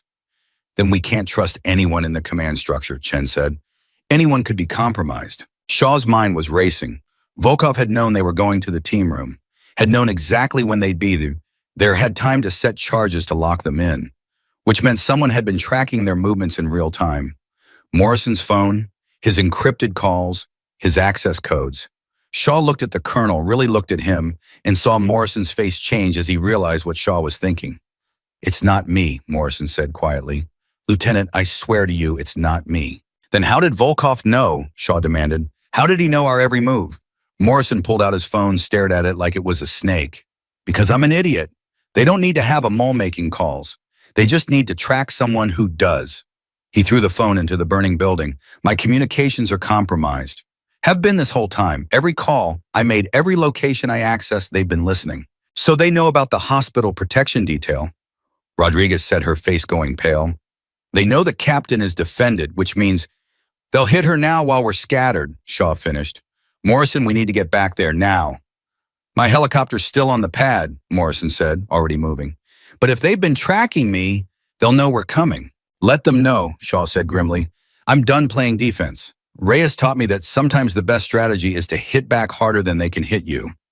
They ran through the chaos of the burning base, Morrison's rank, cutting through checkpoints that would have stopped anyone else. The helicopter was still there, the pilot doing pre-flight checks, unaware of what had just happened. "Colonel," the pilot said as they approached. "Sir, I wasn't briefed on another flight." "Emergency medical transport," Morrison snapped.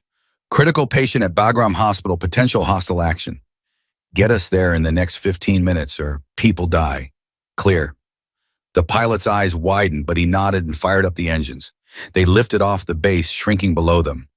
Shaw watched the team room building collapse, completely flames reaching into the night sky like grasping fingers. Everything Reyes had built, every piece of evidence she'd gathered gone. No, not everything.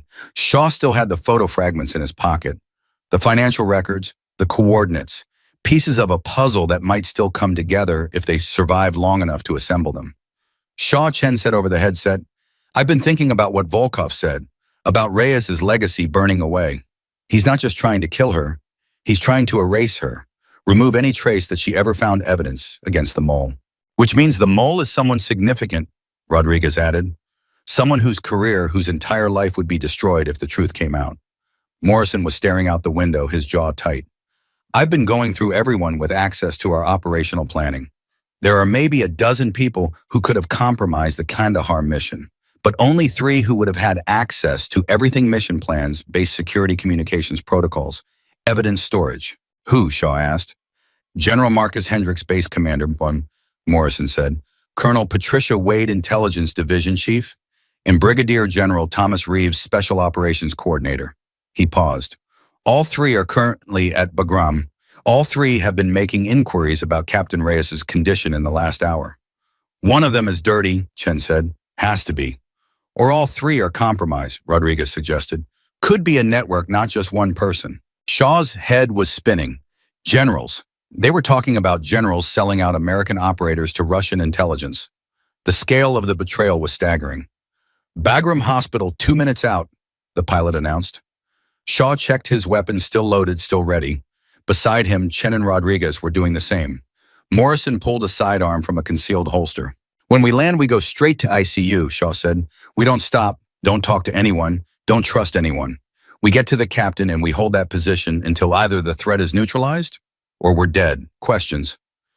"Just one," Chen said. "When this is over, when we find out who did this, Jackson, the mission, everything, do we do this by the book or do we handle it our way?"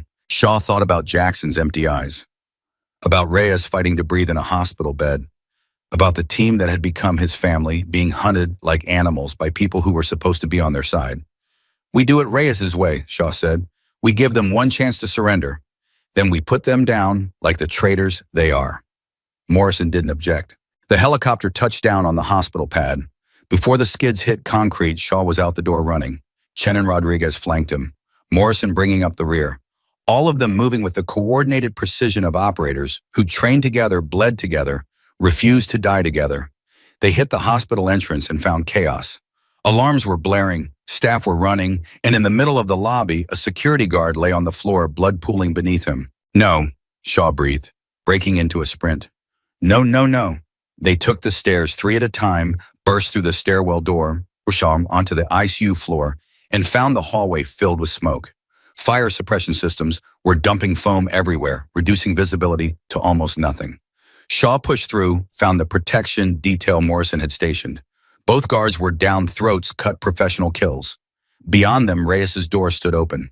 Shaw's heart stopped. He crossed the distance in 2 strides and entered the room to find Reyes alone, still unconscious, monitors still beeping, unchanged, alive. But someone had been here. Shaw could see it in the way the room had been searched. Drawers open, medical charts scattered. They'd been looking for something. "Clear," Chen called from the hallway. "Whoever was here is gone." "They didn't touch her," Rodriguez said, entering the room. "Why, they had the opportunity. Why not finish it?" Shaw looked around the room, his operator instincts screaming that something was wrong. Volkov had gone to extreme lengths, assassins' bombs, elaborate traps, all to kill Reyes. But when his people finally got to her alone and helpless, they just searched the room and left. Unless killing her wasn't the objective anymore. They found what they were looking for, Shaw realized. They weren't here to assassinate the captain. They were here to retrieve something. Something they thought she had either on her or in her room. "What could she possibly have?" Morrison asked. "Her gear was destroyed. Her locker was ransacked. There's nothing left." Shaw's eyes fell on Reyes's hospital gown, the generic garment all patients wore. Then he saw a slight bulge in the fabric, a small irregularity near her collarbone. He stepped closer, gently pulled back the gown, and found a small waterproof pouch taped to her skin, hidden beneath the medical bandages. Inside the pouch was a thumb drive. "Sweet Jesus," Morrison breathed. She was carrying it the whole time. Through the fall, through the firefight, through surgery. She never let it out of her possession. Shaw held the drive up to the light. It was scuffed, scorched, but intact. Whatever was on this device, Reyes had considered it valuable enough to risk everything to protect. "We need to see what's on it," Chen said. "Not here," Morrison countered. "If they tracked us this far, they'll track us to wherever we plug that in. We need somewhere secure, somewhere off the grid." "There is nowhere off the grid," Rodriguez said. "Not on this base, not in this theater. Whoever the mole is, they have eyes everywhere." Shaw looked down at Reyes, at the woman who'd given everything to protect this information. She'd survived impossible odds, dragged herself back from death, kept fighting when anyone else would have quit, all to preserve whatever truth was on this drive.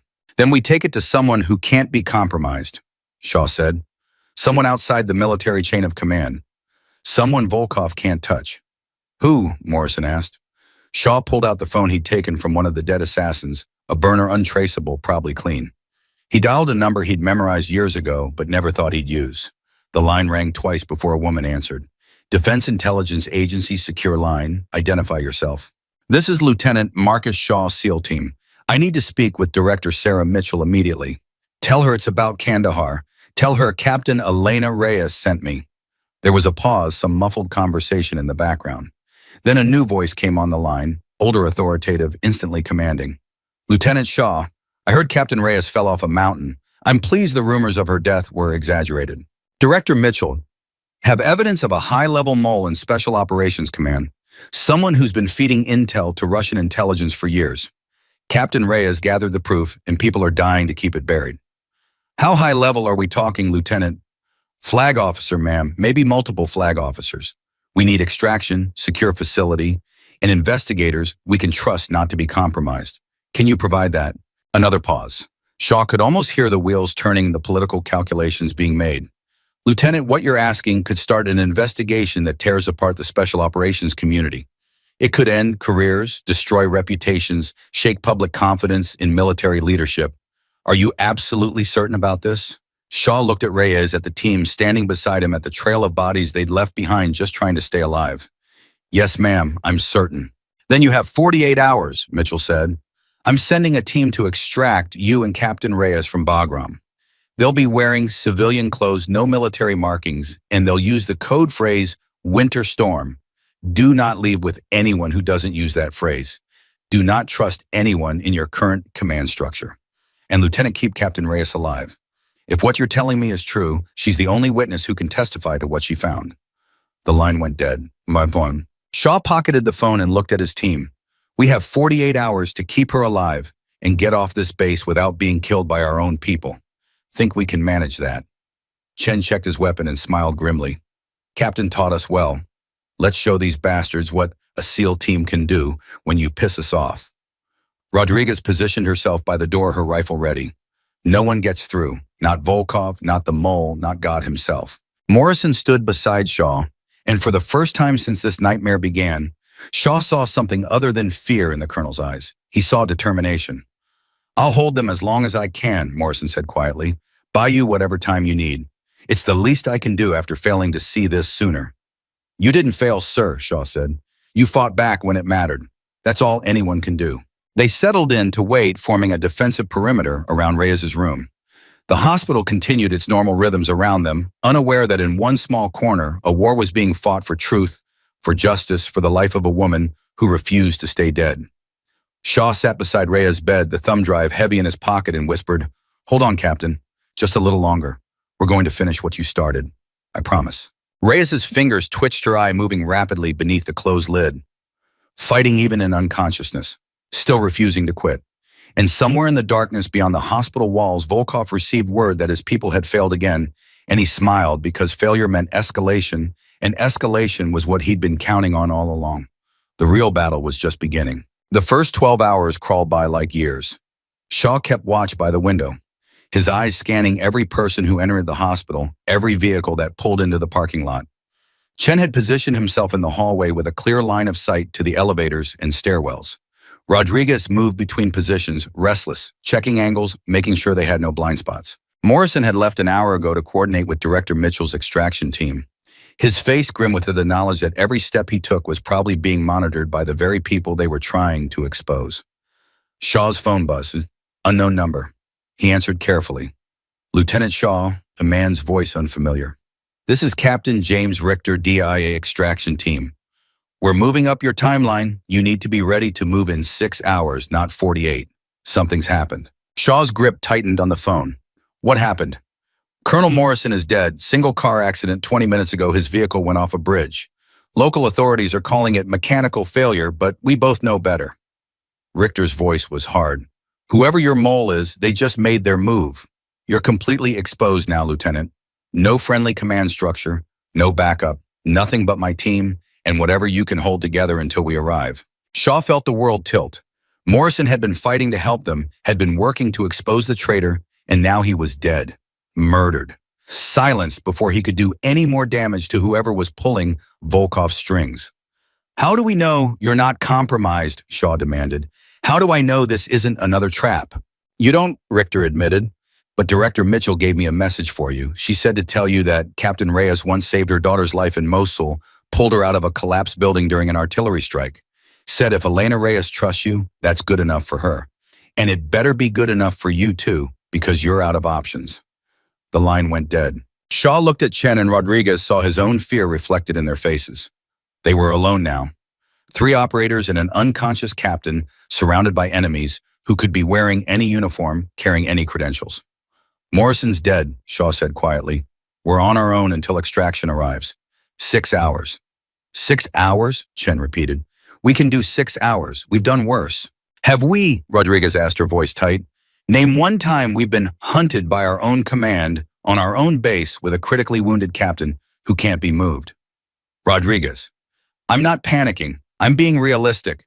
Shaw, we need a plan that doesn't involve hoping the bad guys take a coffee break." She was right. Hope wasn't a plan. Reyes had taught them that. Shaw's mind raced through options. The hospital was too exposed, too many entry points, too many people coming and going. They needed somewhere more defensible, somewhere they could control access. But moving Reyes in her condition was dangerous, possibly fatal, unless they didn't actually move her. "We fake it," Shaw said suddenly. "We make them think we've moved her.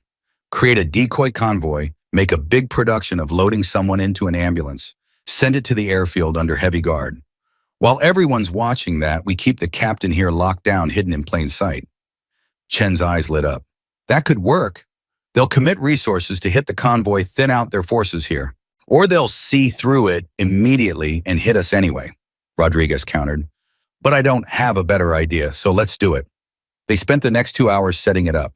A mannequin from the hospital's training center dressed in hospital linens and covered with blankets. A commandeered ambulance. A carefully staged loading procedure complete with nurses and doctors playing their parts. none of them knowing they were bait in a trap designed to save the real patient. Shaw watched from the window as the ambulance pulled away, escorted by 2 Humvees full of military police who also didn't know they were guarding a dummy. He felt guilty using them as bait, but Morrison's death had made the math brutally simple. Trust no one, sacrifice anything, survive long enough to expose the truth. Convoy's moving, Chen reported from his position. 2 minutes to the main gate, then 15 minutes to the airfield if they don't hit traffic. They won't hit traffic, Shaw said. They'll hit something else. He was right. The explosion came 8 minutes later, the sound rolling across the base like thunder. Shaw's phone lit up with emergency alerts. Convoy ambushed. Multiple casualties. Unknown number of attackers. Automatic weapons fire reported. They took the bait, Rodriguez breathed. They actually took it. Or they're hid in both locations, and we just haven't seen our attack yet, Shaw said. Stay sharp. Chen, what's our perimeter look like? 2 possible entry points, the main door we're watching and the service entrance that's supposed to be locked from the inside. Both quiet right now. Too quiet. Shaw's instincts were screaming. Something was wrong. They just sent a heavily armed convoy into an ambush. And whoever ordered that attack had to know the timeline was collapsing. They'd have to hit the hospital soon if they wanted another chance at Reyes, unless they were already inside. Shaw spun toward Reyes's room and found a doctor he didn't recognize, standing in the doorway, medical chart in hand, stethoscope around his neck, looking perfectly normal, except for one detail. Shaw could see the outline of a holster beneath his white coat. Step away from the door, Shaw ordered, his weapon coming up. Hands where I can see them. The fake doctor smiled and raised his hand slowly. Lieutenant Shaw, I'm impressed you spotted me. Most people see the white coat and assume authority. It's a useful disguise. Who are you? Does it matter? I'm here for the same thing you're protecting. The difference is I'm getting paid significantly better. His hand moved toward his coat. Shaw fired twice. The suppressor kept the shots quiet, but the impact wasn't. The fake doctor went down hard, blood spreading across his pristine white coat. Shaw was moving before the body hit the floor, clearing the room, checking Reyes. Still alive. Still breathing, still fighting. Contact! Chen's voice exploded through the radio. Service entrance, 3 hostiles. They're through the door. Gunfire erupted in the hallway. Shaw grabbed his rifle and moved toward the sound, leaving Rodriguez to guard Reyes. He found Chen in a firefight with 3 men dressed in maintenance uniforms, their submachine guns decidedly non-maintenance issue. Shaw flanked right, caught one shooter exposed, double-tapped him. Chen got the second with a burst that stitched across the man's chest. The third tried to retreat and ran straight into Rodriguez, who'd left her post, smart girl, and now put him down with cold efficiency. Clear, Chen gasped. For now. They're inside the building, Shaw said. Not just these 3.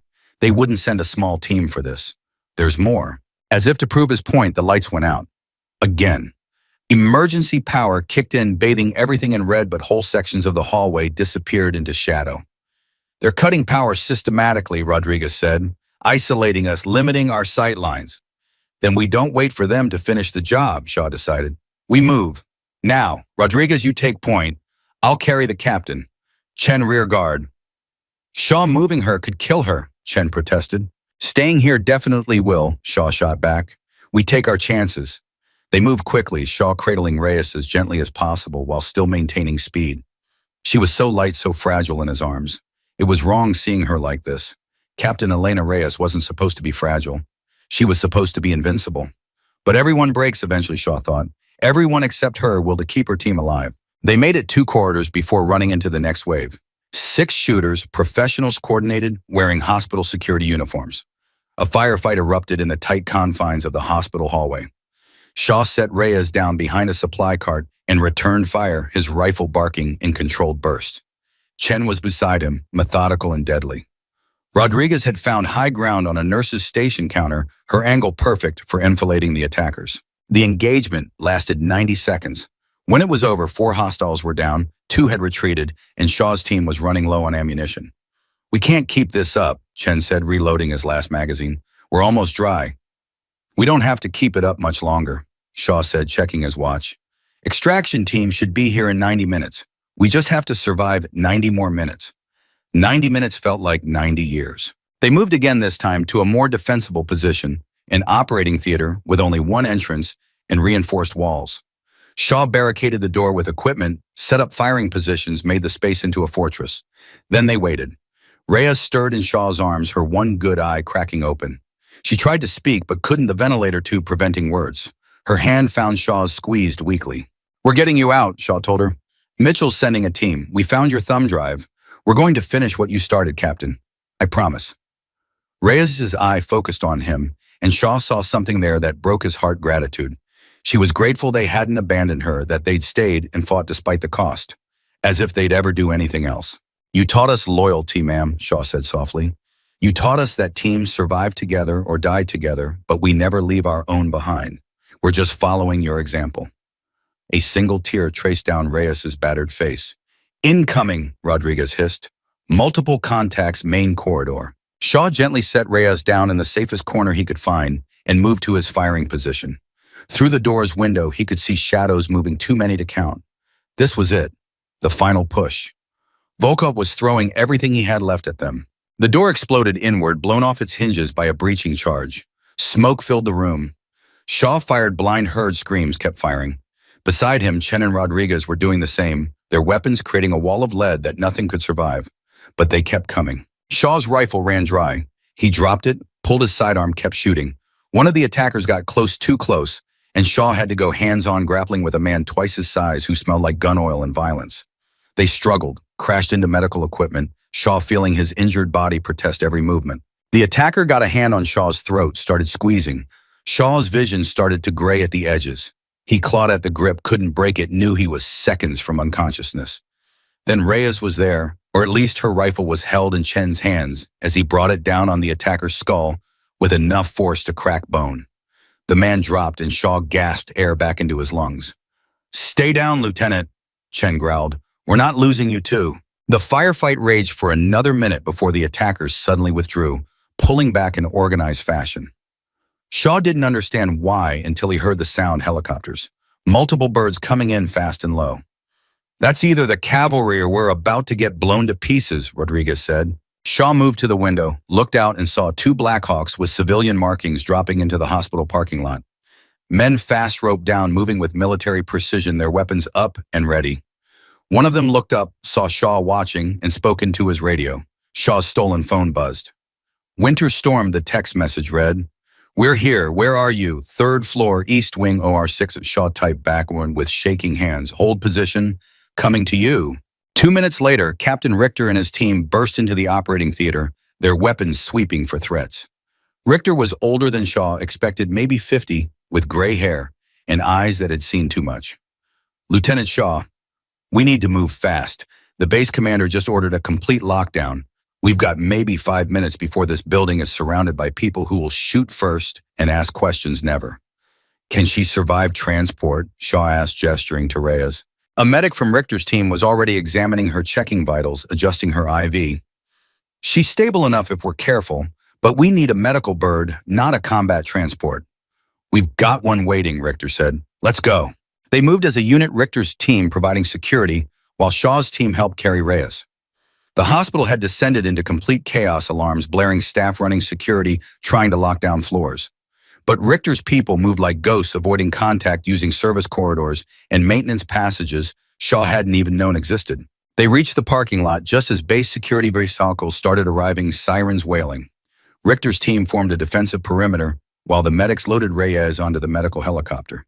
"Shaw, Chen, Rodriguez, you're on the medical bird with your captain," Richter ordered. "My team will provide escort and extract separately. If we get separated, rendezvous point is coordinates I'm sending to your phone now." Shaw started to board the helicopter, then stopped. "Richter, the thumb drive. If something happens to us." "Already thought of that," Richter interrupted. "I've got 3 copies being couriered to 3 different secure locations as we speak. Whatever's on that drive, it's not getting buried again." Captain Reyes made sure of that. The helicopter lifted it off just as the first security vehicle screeched to a halt. Shaw saw armed men piling out, saw them raising weapons, heard Richter's team engaging to cover their escape. Tracer rounds lit up the darkness like angry fireflies. Then they were up and away, the hospital shrinking below them, the firefight becoming distant pops of sound and light. Shaw slumped against the bulkhead, exhausted beyond reason. Beside him, Chen was checking his injuries, finding wounds he didn't remember getting. Rodriguez sat with her head in her hands, shaking with adrenaline crash. And Reyes lay on the medical stretcher, surrounded by beeping machines, still fighting, still refusing to quit. The medic working on her looked up at Shaw. Sir, I need you to know her condition is critical. Even if we get her to a proper facility, the damage from the fall, the stress she put on her body, there's a real chance she won't make it. She'll make it, Shaw said flatly. She's Captain Elena Reyes. She fell 70 feet and walked it off. She's not dying in a helicopter. The medic didn't argue, just went back to work. They flew for 3 hours, stopping once to refuel at a covert location Shaw didn't recognize, then continuing on. No one spoke much. There wasn't much to say. They'd survived, but at a cost that wouldn't be clear until the dust settled. Finally, as dawn was breaking over the horizon, they touched down at what looked like a private medical facility in the middle of nowhere. Director Mitchell was waiting on the landing pad, a woman in her 60s with steel gray hair and an expression that could cut glass. Lieutenant Shaw, she said as the helicopter's rotors wound down. You've had a busy 48 hours. Yes, ma'am. Captain Reyes, critical but stable, the medic reported. We need an ICU surgical team standing by and about 6 kinds of specialists I don't have access to. You'll have everything, Mitchell assured him. Get her inside. Keep her alive. Medical staff swarmed the helicopter, transferring Reyes with practiced efficiency.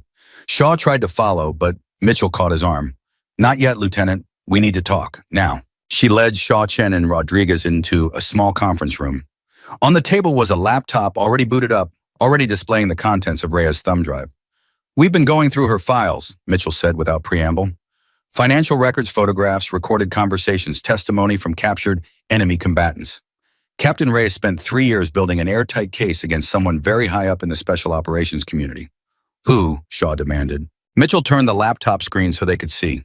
The photograph there showed 2 men shaking hands, the same image from the fragment Shaw had found in the destroyed team room, but complete now undamaged.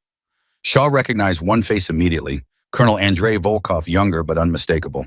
The other face made Shaw's blood run cold.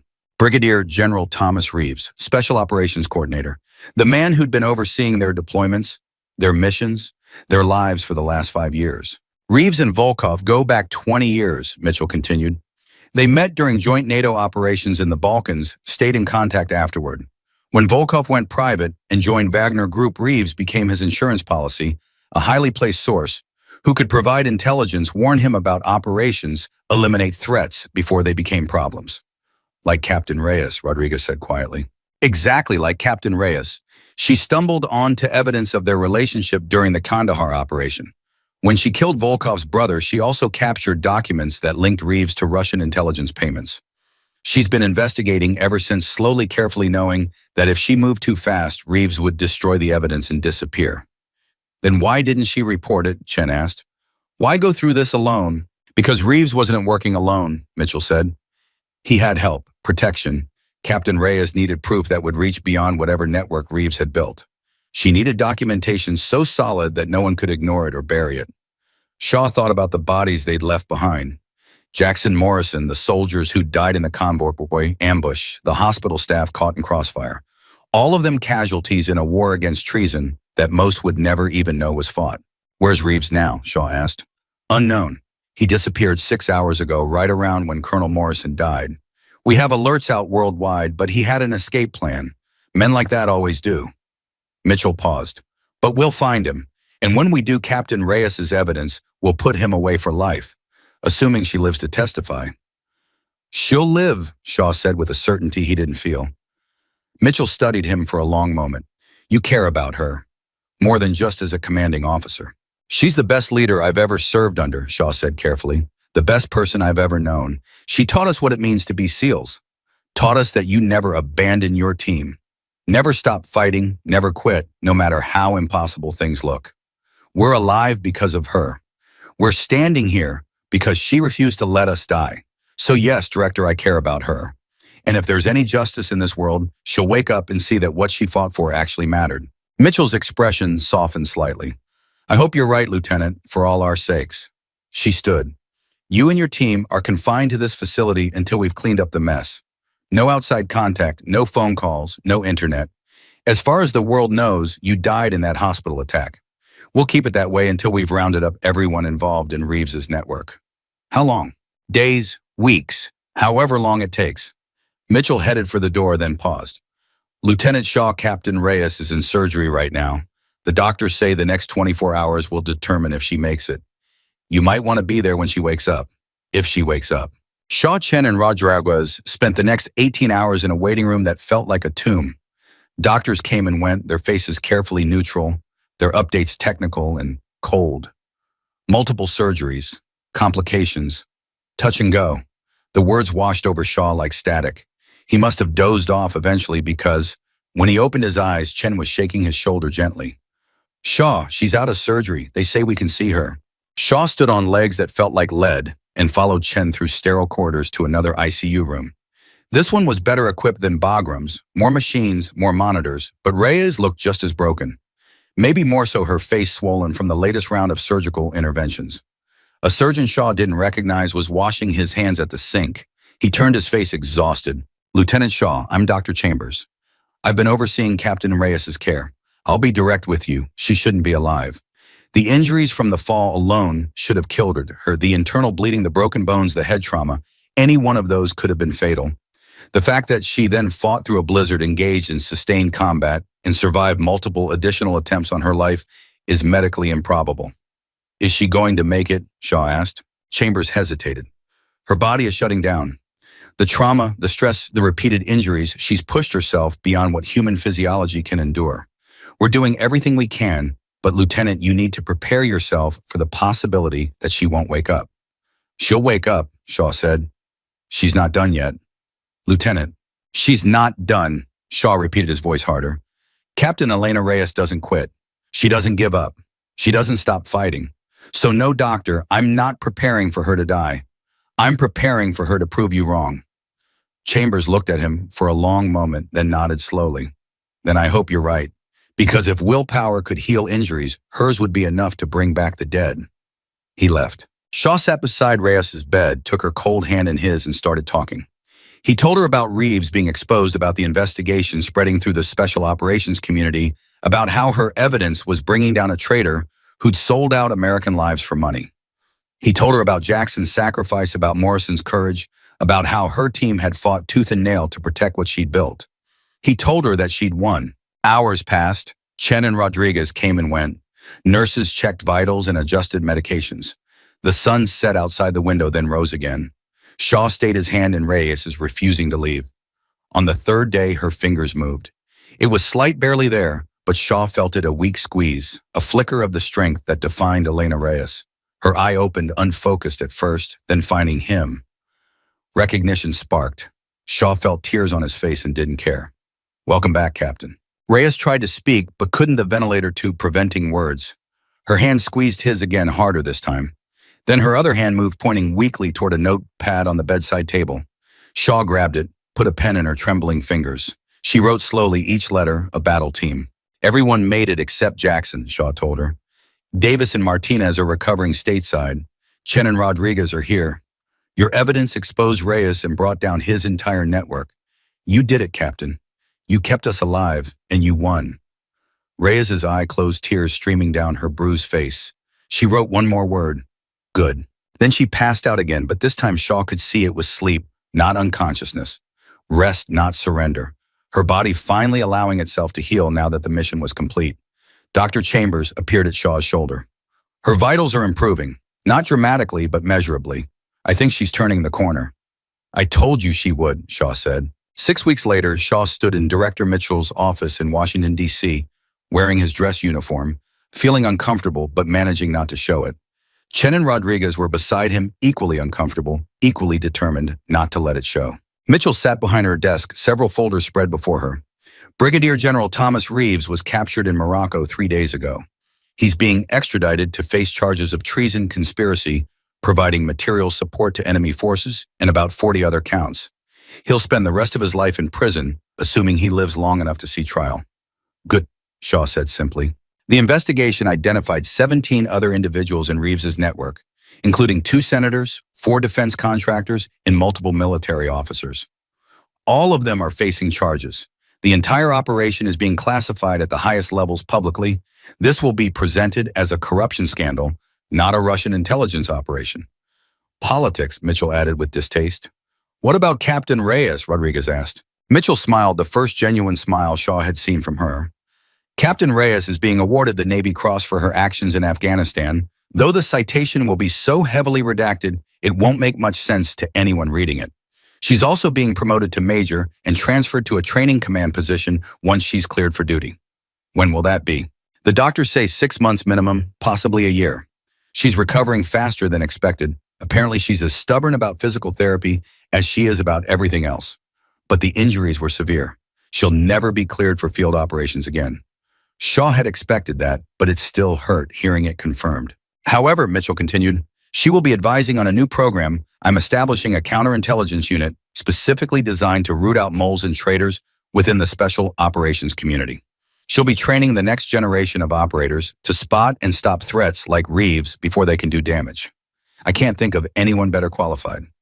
Neither can I, Shaw agreed. As for you three, Mitchell said, looking at Shaw, Chen, and Rodriguez, you're being reassigned to her team as soon as she's operational. Consider it a reward for keeping her alive and exposing the biggest intelligence breach in special operations history. Congratulations, gentlemen. You've earned it. They left Mitchell's office in silence, rode the elevator down. In silence, walked out into the Washington afternoon in silence. Finally, Chen spoke. So we just went from nearly dying every day to teaching classes and hunting moles. Not sure if that's a promotion or a punishment. It's what the captain needs, Shaw said. So it's what we do. Think she'll be okay, Rodriguez asked. I mean really okay. She's not built for a desk job. She's not built for quitting either, Shaw replied. She'll adapt. She'll find a way to keep fighting, keep protecting people just from a different position. That's who she is. They visited Reyes that evening at the rehabilitation facility where she was recovering. She was sitting up in a chair, a major improvement from lying in bed working through physical therapy exercises with grim determination. Her face still bore scars from the fall, probably always would, but her eyes were clear and sharp. Look what the cat dragged in, Reyes said, her voice raspy but strong. I was wondering when you three would show up. We've been busy, Captain Shaw said, smiling. Paperwork, depositions, testifying to congressional committees about things we're not supposed to talk about. Sounds awful. It was, but worth it. Reeves goes to trial in 3 months. They have him cold. Reyes nodded slowly. Good. That bastard sold out a lot of good people over the years. Nice to know he'll finally pay for it. She paused. I heard about Jackson and Morrison. I wish... Don't, Shaw interrupted gently. They knew the risks. They made their choices. And because they did, because we all did, Reeves is facing justice instead of planning his next betrayal. That's what they died for. That matters. It does, Reyes agreed quietly. It really does. She looked at each of them in turn. I also heard you three are being assigned to my new unit, counterintelligence training, mole hunting. Yes, ma'am, Chen confirmed. Someone's got to keep you out of trouble. Pretty sure I'm supposed to be keeping you out of trouble, Reyes countered. But I'll take what I can get. Her expression grew serious. What we went through, what we survived, it changed us, changed me. I spent 3 years obsessed with bringing down one traitor, and I almost got my entire team killed doing it. That's not leadership. That's not what I taught you. Captain, you kept us alive against impossible odds, Rodriguez said firmly. You fell 70 feet and came back fighting because you refused to let us die. That's exactly the leadership you taught us. Rodriguez is right, Shaw added. You showed us what it means to never quit, never surrender, never leave anyone behind. We're alive because you wouldn't let us be anything else. And now we're going to take what you taught us and use it to protect the next generation of operators from going through what we did. That's your legacy, Captain. Not the mistakes, the survival, the victory. Reyes's eyes were wet, but she was smiling. When did you get so wise, Lieutenant? I had a good teacher, Shaw said. They stayed for another hour talking about everything and nothing, slowly rebuilding the team that had been shattered and reformed in blood and fire. Eventually, a nurse came to tell them visiting hours were over, that Captain Reyes needed rest. As they were leaving, Reyes called out, Shaw, one more thing. Shaw turned back. Thank you, Reyes said simply, for not leaving me on that mountain, for fighting when it would have been easier to quit, for finishing what I started. You made me proud. Shaw felt his throat tighten. It's what you would have done for us, ma'am. I know. That's why I'm proud. Shaw left the room, his team beside him, and for the first time in weeks, he felt something other than exhaustion and grief. He felt purpose, direction, hope. They'd been through hell and come out the other side. They'd lost brothers, faced betrayal, fought against their own command structure, and won. They'd kept their captain alive and exposed a traitor who'd endangered countless lives. They'd done the impossible because Captain Elena Reyes had taught them that impossible was just another word for difficult, and SEALs didn't quit when things got difficult. They kept fighting. They kept moving forward. They kept each other alive. And in the end, that was all that mattered, not the medals or commendations, not the classified reports or congressional testimony, but the simple truth that when everything went to hell, they looked out for each other and refused to break. That was what being a team meant. That was what Reyes had taught them. And that was what they'd carry forward into whatever came next. Shaw walked out of the rehabilitation center into the cool evening air. Chen and Rodriguez flanking him, 3 operators who'd survived the unsurvivable and come out stronger for it. Behind them, Captain Elena Reyes sat in her room, broken but undefeated, already planning how to take the lessons learned in blood and use them to protect others from the same fate. And somewhere in the darkness, the enemies who'd thought they could bury the truth were discovering that some legends refused to stay dead and some teams refused to be destroyed, and that was why they'd lost and always would, because loyalty, courage, and refusal to quit would always triumph over betrayal, cowardice, and surrender.